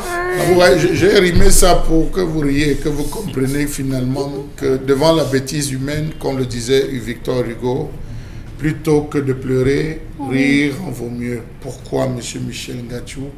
On va vous faire comprendre qu'il a des collaborateurs, on va vous faire comprendre qu'il a des personnes à qui il a confié des responsabilités. Sa présence ne changera rien. Sa présence ne changera en rien. C'est un patriarche, il occupe à plusieurs niveaux, à plusieurs échelles. C'est ce qu'on suit, on lit sur les réseaux sociaux, c'est ce qu'on nous bassine à longueur de journée. Pourtant, on voit à côté, vous vous rappelez, au Macky Sall, le même jour qu'on a eu, c'est le même jour qu'on a eu, M. Michel Ngachou, notre part de situation tragique. Au Sénégal, c'était une pirogue qui chavirait avec des personnes. Effectivement. Macky Sall, à l'immédiat, a non seulement fait un tweet, il a prescrit, tous les ministres étaient en alerte.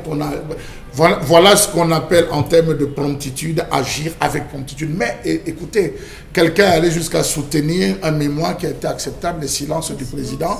Il a une mention très honorable. Qu'est-ce que vous voulez? Merci. Et il faudrait que quelqu'un d'autre travaille sur les absences du chef de l'État. Peut-être ça pourra passer. Oui, les absences de grand rendez-vous, un doctorat. Oui, les absences. Les rendez-vous manqués, donc les rendez-vous manqués du chef de l'État. Et après, Non, si on dit rendez-vous manqué, on va croire que c'est les voyages à l'étranger. C'est les silences marquants du chef de l'État. Les silences marquants du chef de Du l'État. chef de l'État. Il Ouais. aura mention très honorable. Très honorable. Donc, Parce que là, on a Il des faudra enfants. qu'on accepte qu'ils soutiennent déjà Mbombo. Voilà, en Il même va- temps. justement, puisqu'on encadre de votre encadreur qui est dans le réseau, qui valide, il va vous donner. Non, mais s'il choisit l'angle pour démontrer Ah non, que le chef non, de l'État, c'est... Bon, vous dites que ce sont des silences marquants. Vous allez vous apprécier, Voilà. vous approuvez, vous validez justement ces silences marquants. Non, on peut dire Hein? marquant, mais pas pour dire que c'est bon. Hein. C'est bon, le marquant. le marquant, Puisque c'est bon. le pays marche, Ouais. on va dire analyse. Le chômage baisse. Analyse sémantique et contextuelle de la gestion des crises.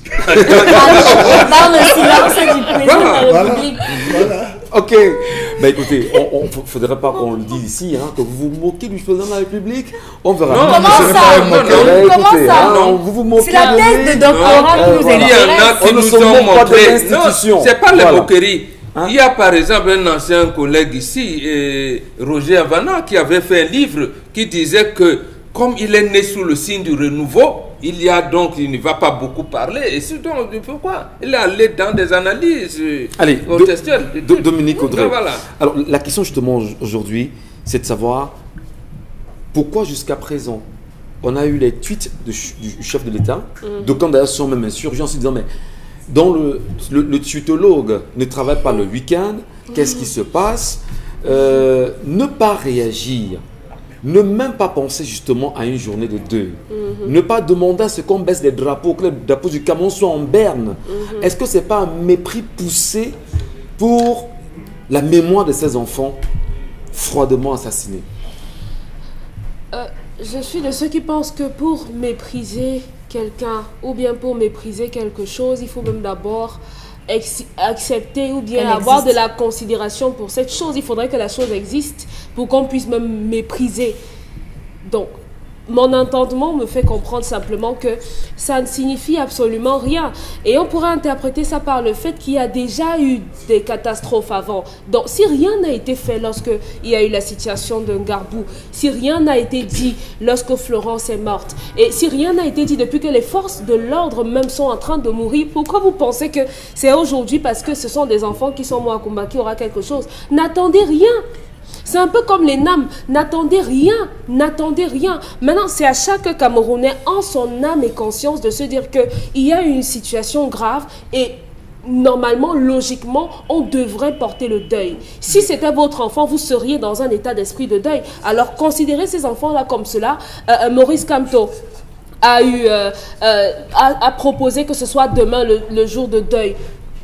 Portez le deuil. Le CPP a demandé que ce soit vendredi. Portez le deuil. Si on vous demande de porter le deuil un mois, portez le deuil. Ce n'est pas lorsque lui va demander qu'on porte le deuil que ça va signifier quelque chose. Moi, je me serais attendu à ce que lundi, qu'on dise que vraiment, en mémoire de ces enfants, personne n'ira à l'école. Que les enseignants ne vaqueront pas à leur travail lundi, simplement pour une once d'hommage. Mais personne n'a rien dit. Mais l'UNICEF, l'UNESCO, on attend les réactions aujourd'hui. Même si les Nations Unies ont parlé. Si vous faites comme ça, on viendra vous sceller à la maison. Le maire de regretter mémoire et Clément avait fait. Et quand les commerçants restaient à la maison, lui venait sceller la boutique. Donc, ces gens-ci, ils sont là justement pour... Ils aiment vous voir pleurer. Ils aiment vous voir pleurer, ils aiment vous voir souffrir. Ça leur donne quoi, Mbongo? Ils récupèrent ça là où ils récupèrent. Ils aiment vous voir pleurer. Pourquoi on va à une manifestation organisée par la France? Sûrement, on attend les instructions de la France. Pour la petite, c'est pour ça que je dis que les Camerounais doivent commencer à se ressusciter. Première chose, on a pris les colonies, les protectorats allemands partout, Namibie, Cameroun, Togo et tout. Deuxième guerre mondiale, on a divisé l'Allemagne. Puis un mur. 89, l'Allemagne a enlevé le mur de la honte. Ils se sont ressoudés aujourd'hui. L'Allemagne compte sur ses potentialités pour émerger. Pas sur les colonies. Et la France compte sur les anciennes colonies. Donc il faut qu'on soit d'accord avec ça pour se positionner en disant vous ne venez plus récolter chez nous. Très bien, on va revenir mon Mengan. Rapidement, on va marquer une légère pause, madame, messieurs, et puis on reviendra sur la revue des réseaux sociaux. Je vous en prie. Consti Lamy est avec nous ce matin. Bonjour Consti. Bonjour Michel Ngatiou, bonjour à tous nos téléspectateurs et bonjour bel et bien à tous les partenaires du côté de la Côte d'Ivoire qui nous regardent encore ce matin. Nous avons tout de suite, avec la permission de la réalisation, présenté déjà le grand Salaka du jour qui permettra bien entendu à tous les clients qui vont faire les achats du côté du magasin 1001 tapis de repartir avec pas mal de lots ce matin. Alors je rappelle que tous ceux qui vont faire les achats du côté du magasin 1001 tapis pour le compte de ce mercredi recevront gratuitement une boîte de fariblé que voici. Oui, je dis bien tous ceux qui vont faire les achats pour le compte de ce mercredi du côté du magasin 1001 tapis recevront gratuitement une boîte de fariblé, votre repas complet 100% bio. Il n'y a pas que le fariblé qu'on remettra aux clients ce matin. Les 10 premiers clients à faire les achats qui vont acheter au moins ces 2 articles du côté du magasin 1001 tapis recevront gratuitement ce parapluie. Pour dire tout simplement qu'en plus de la double réduction, qu'en plus des fariblés que nous donnons à tous les clients, mais les 10 premiers clients à acheter au moins 2 articles recevront gratuitement ce parapluie solide offert par le concept Salaka de Consti Lamine. Nous allons tout de suite démarrer la vente de ce matin, chers téléspectateurs, par un article qui permet de décorer la maison. C'est des tapis de qualité d'origine turque qui coûtent normalement 17 000 francs. Vous les avez à 15 000 du côté bien sûr du magasin 1001 tapis. Oui, un tapis à 15 000 francs, un fer à vapeur moyen. Il est neuf, il est dans le carton, il est avec garantie. Il coûte au prix de promotion 7 500 francs. Mais vous l'avez du côté du magasin 1001 tapis, puisqu'on parle de double réduction à 7 000. Les couvre-bouteilles, oui, ceux qui ont besoin de sécuriser leur vin, de sécuriser leur bière, de sécuriser leur jus, vous avez des couvre-bouteilles à moins de 1500 francs du côté du magasin 1001 tapis. Un lot de 3 couvre-bouteilles à moins de 1500 francs. On parle également de plus en plus de la rentrée scolaire. On parle également bien sûr des cours en ligne. On parle également des ordinateurs complets. Vous les avez à moins de 45 000. Un ordinateur avec unité centrale. Un ordinateur corps de Dio. Vous l'avez à moins de 45 000 au magasin 1001 tapis. Ceux qui ont besoin d'écraser les condiments, que ce soit les condiments secs, les condiments mouillés, écraser les fruits, écraser même le pébé, même le njangsan, vous avez un robot mixeur à moins de 12 000 francs du côté du magasin 1001 tapis. Les rallonges de qualité supérieure. N'achetez plus les rallonges là. Mototeigne Sengalemba Tatan. Allant au magasin 1001 tapis, vous avez des rallonges à moins de 6 000 francs. Des rallonges 6 sorties avec un câble solide. Vous les avez à moins de 6 000 du côté du magasin 1001 tapis. C'est à Douala au Cameroun.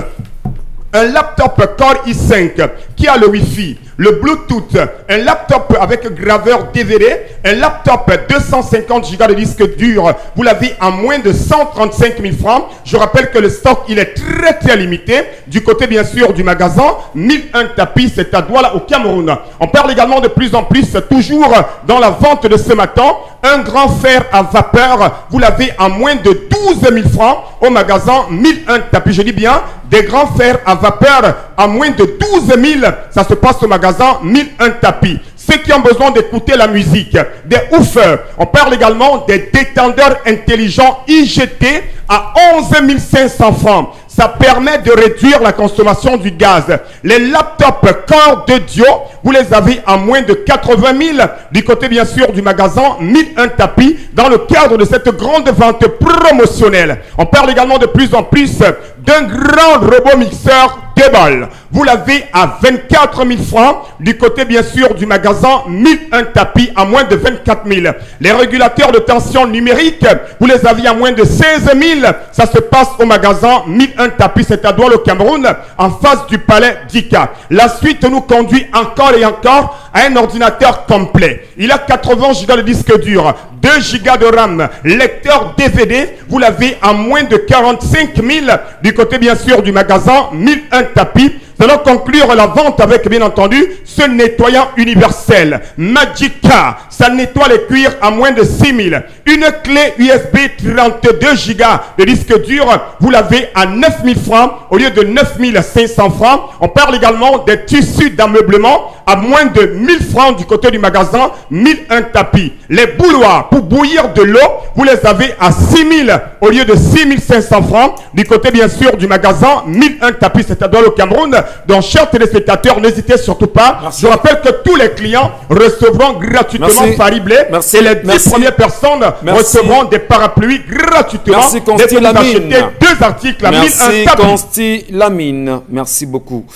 Merci infiniment. Allez, c'était bien évidemment le concept Salaka, l'instant justement de vente avec Consti Lamine. Madame, Monsieur, poursuivons l'émission ce matin avec la revue des réseaux sociaux justement pour toutes ces déclarations, tous ces sujets qui ont eu cours ces 24 heures sur la toile. Consti Lamine était là, mais tout de suite, Karine Santia, nous sommes suspendus à vos lèvres. Qu'est-ce qui s'est passé sur la toile ?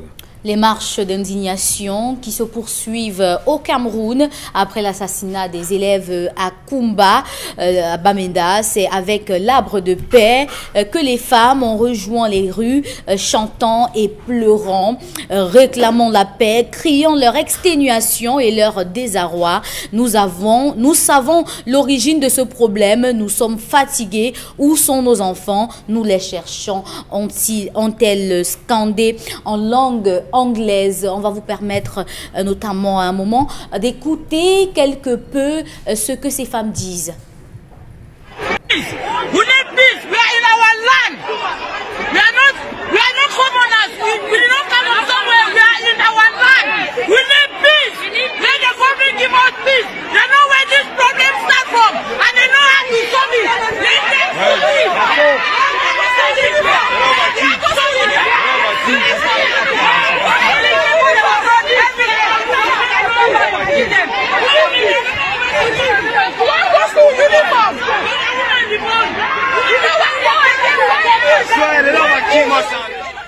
Dans le cadre de ces marches, notamment, vous écoutez ces femmes, elles demandent de la paix et disent qu'elles savent d'où ce problème vient et qu'il est temps que ça cesse parce que les enfants, c'est de trop. Bien sûr, on va justement peut-être regarder encore ces images qui ont fait le tour de la toile hier, Karine Santia. Ces images où on a vu, vous le disiez à l'instant, l'indignation de ces femmes qui ont choisi de braver les obstacles policiers, les barrières policières, tant pour moi, et de faire entendre leur voix. Elles étaient dans les rues de Bamenda hier, très organisées. Et là, lorsque la femme se lève, lorsque la femme marche, lorsque la femme crie, lorsque la femme pleure, ça semble être très dangereux. Dominique Audrey, lorsque vous regardez ces images, vous comprenez peut-être la difficulté, le courroux, l'énervement qui a envahi la gente féminine aujourd'hui. Oui, surtout ça donne le courage. Ça donne le courage à toutes celles qui attendent encore. Ça donne le courage à toutes les femmes qui hésitent, mais qui sont également indignées de ce qui s'est passé samedi. On nous dira certainement qu'il y en a eu avant, il y en a eu, oui, et il y en a encore eu samedi, mais il faudrait que ça s'arrête justement. Et c'est pour ça que ces femmes sont sorties.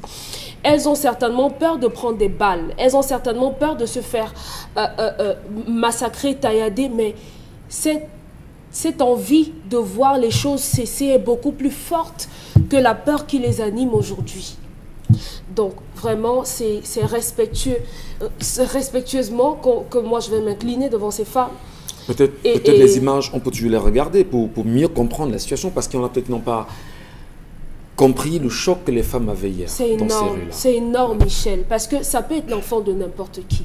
Ça peut être l'enfant de n'importe qui, ça peut être le neveu de n'importe qui, ça peut être l'enfant de votre voisine. Comment est-ce que vous allez vous sentir si vous vous levez le matin et vous avez préparé votre enfant pour l'école et que après, pendant que vous êtes en train de préparer à manger pour qu'il rentre, et il vous retrouve, Ma, tu as préparé quoi aujourd'hui?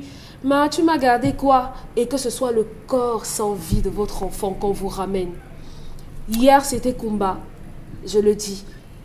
Et après Kumba, on peut aller à Boya, on peut arriver à Douala, on peut se retrouver à Yaoundé, on peut se retrouver à Bafoussam, on peut se retrouver à Fumban, ça peut arriver n'importe où. Et c'est pour ça que ces femmes ont dit non. Oui, vous avez des problèmes, vous avez des contentieux, vous ne vous entendez pas, c'est d'accord. Mais que les armes commencent d'abord par cesser de crépiter. On commence d'abord par là. Le caractère justement de cette tuerie, Charlemagne Bathiou, d'ailleurs, ne laisse personne indifférent. Hier, sur ce plateau, vous étiez indigné par certaines femmes qui ont également choisi de marcher hier dans la ville de Douala, même si vous avez estimé que certaines, hier, en ont profité pour se faire des selfies. Peut-être comparaison n'est pas raison. Aujourd'hui, on a vu des femmes qui étaient couchées sans téléphone hier. Peut-être vous donneront telle raison aujourd'hui. Vous avez vu ces femmes, celles qui pleuraient, et si la régie peut ramener M. Michel Ngathou. Ces images, on a vous voyez ces femmes avec des cheveux coupés.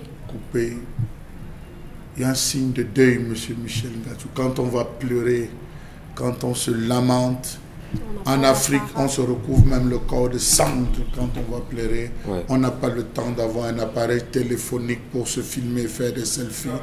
Malgré tout ce qui a été dit, regardez ces femmes, elles sont sorties de la maison. Et il y a quelque chose qui m'a marqué à l'intérieur, dans ces cris, dans ces femmes, dans les voix qu'élevaient ces femmes, M. Michel Ngathou. Il y a des femmes et des mamans qui n'ont pas vu leur enfant depuis 2016. Ces enfants ont été enlevés, ils sont dans des prisons. Ils sont dans des prisons camerounaises depuis 2016 parce qu'on les avait arrêtés au nom de la crise anglophone. On a dit qu'on devait ramener certains. Les mamans sont arrivées, rappelez-vous, devant la sous-préfecture. Elles ont attendu beaucoup. On dit ce jour-là, quand les gars déposés, on a dit, vos enfants ne sont pas là, ils sont encore retenus. Il y a eu ces troubles. Toutes ces mamans réclamaient leurs enfants aussi. Parmi elles, il y avait ces mamans qui réclamaient ces enfants. Parmi elles, il y a ces mamans qui réclament les enfants, leurs enfants qui ont été enlevés par les Ambaboy, qu'elles n'ont jamais vus, dont on n'a plus jamais entendu. Parmi elles, il y a des mamans dont on a assassiné les enfants pendant la période de Gbagbo. Parmi elles, il y a M. Michel Ngathou, celles dont les enfants ont été assassinés à Pignine, parce que vous oubliez Pignine.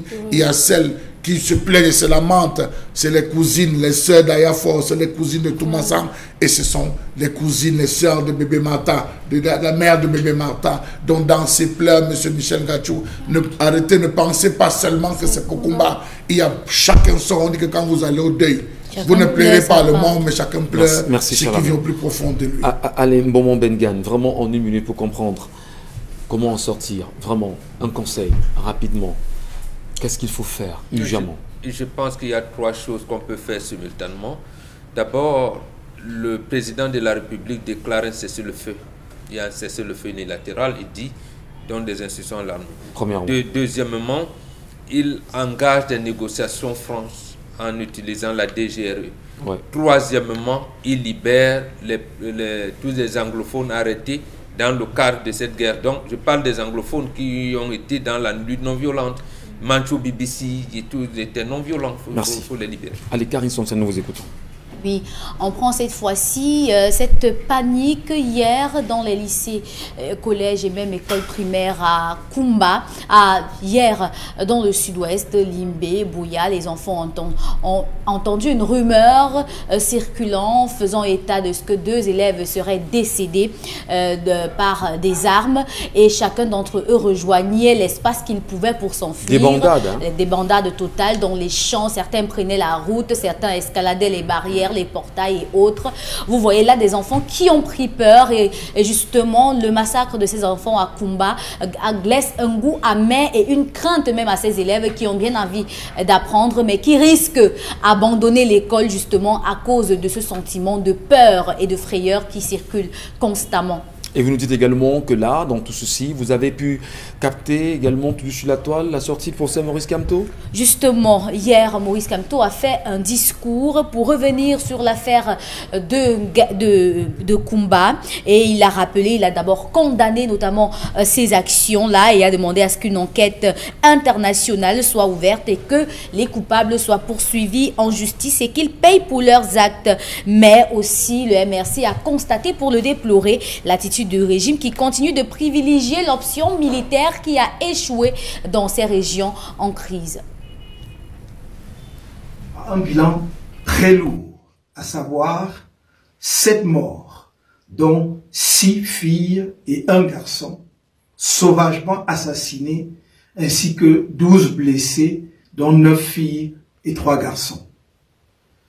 Les informations relayées à la suite de cette tragédie font état de ce que la mère de 4 des enfants assassinés aurait rendu l'âme après avoir été informée de cette tragédie. Les groupes armés séparatistes. 2. La mise sur pied d'une commission d'enquête internationale indépendante pour faire toute la lumière sur tous les crimes commis dans les régions du nord-ouest et du sud-ouest depuis le déclenchement de la crise anglophone, à commencer par la tragédie de Kumba. 3. L'ouverture d'un véritable dialogue inclusif avec la facilitation des partenaires internationaux. Fondément la conscience humaine lorsqu'elle est faite alors qu'on peut l'éviter. Maintenant que les VAT en guerre, qui sont au sein du gouvernement, l'ont expérimenté et en savent désormais non seulement le prix élevé, mais également qu'elle est sans issue, j'ai bon espoir que chacun comprendra qu'il faut donner enfin une chance à un vrai dialogue entre les enfants de ce pays. Merci beaucoup. Et Karine, on va peut-être pas faire de commentaire là-dessus aujourd'hui. Dire que les Camerounais, d'une manière ou d'une autre, portent le deuil. Et Maurice Kamto, pour le procès Maurice Kamto, il faut le dire justement, pour ce vidéogramme qui fait le tour de la toile aujourd'hui, il y a eu beaucoup de réactions des Camerounais qui se sont retrouvés dans ces propos, mais surtout l'attente, le vœu, c'est qu'il y ait un retour à la paix dans les régions anglophones aujourd'hui, après 4 ans quand même de guerre. Allez, Madame Messieurs, on va également vous dire merci de rester des nôtres. Et puis, on va rapidement céder la place à Constille Lamine qui nous revient cette fois-ci nous parler bien sûr de Von Bio. Constille Lamine, vous êtes à nouveau avec nous. Von Bio, vous y revenez effectivement. Et vous nous faites savoir que là-dedans, il y a un maximum de chance pour nous ce matin. Bien entendu, Michel Gachou, un maximum de chance ce matin, et c'est là jusqu'au 15 novembre 2020. Donc, les fidèles consommateurs et les futurs consommateurs du Von Bio Oméga 3 ont donc la possibilité d'acheter et de bénéficier d'une réduction spéciale de 500 francs. C'est à l'occasion de la journée mondiale du diabète qui va se célébrer le 14 novembre prochain. Donc actuellement, jusqu'au 15 novembre 2020, le Von Bio Oméga 3 coûte la somme de 5 500 francs au lieu de 6 000 qui est le prix habituel. Bien entendu, on parle également de la lotion des diabétiques, ce lait de toilette pour diabétiques qui coûte également 5 500 au lieu bien sûr de de 6 000. Tous ces compléments de santé sont en vente du côté bien sûr du magasin 1001 tapis. Parlant de la localisation du magasin 1001 tapis, pour ceux des téléspectateurs qui nous ont appelé tout à l'heure demandant où est situé le magasin, alors je rappelle que le magasin 1001 tapis est situé en plein cœur de Douala, c'est au Cameroun,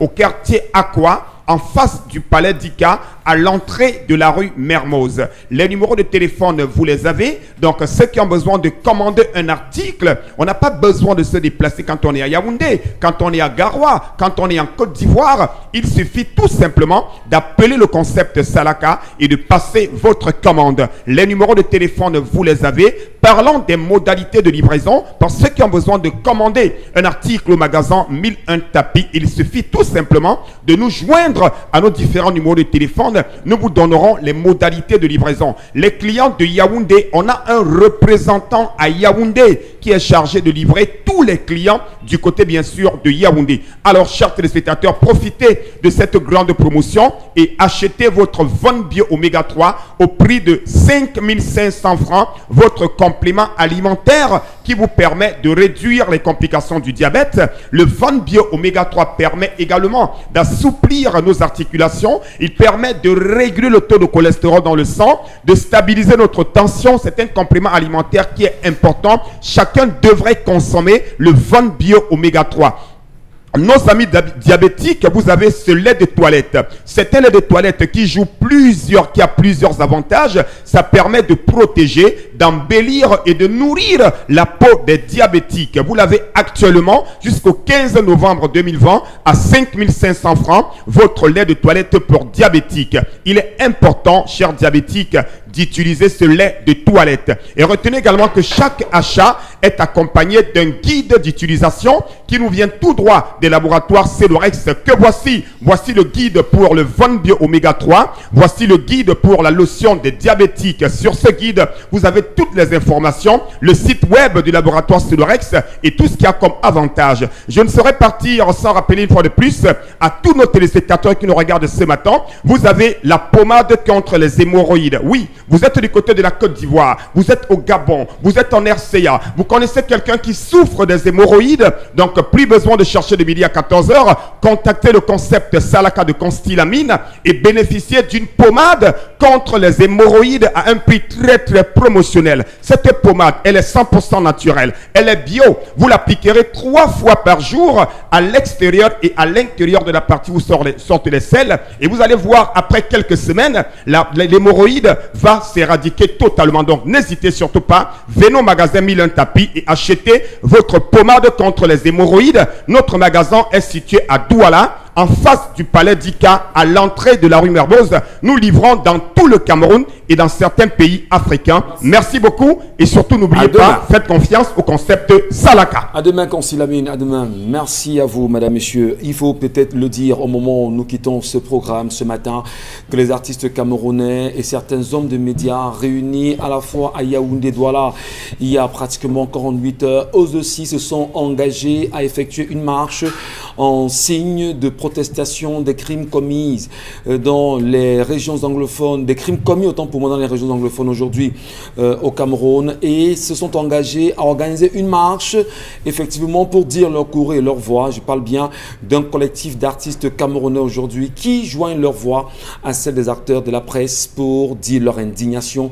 quant à ce qui se passe dans les régions anglophones. Nous vous disons merci de l'intérêt que vous portez chaque jour en nous regardant sur Equinox Télévision, la grande famille, Charles Lamel, Bonbon Bengan, Karine Sontia, Dominique Audrey, moi-même, y compris la réalisation avec M. Wapi Emmanuel et Warren Z2, sans oublier Cédric Chounon. Nous vous disons merci. À demain, avec le même plaisir.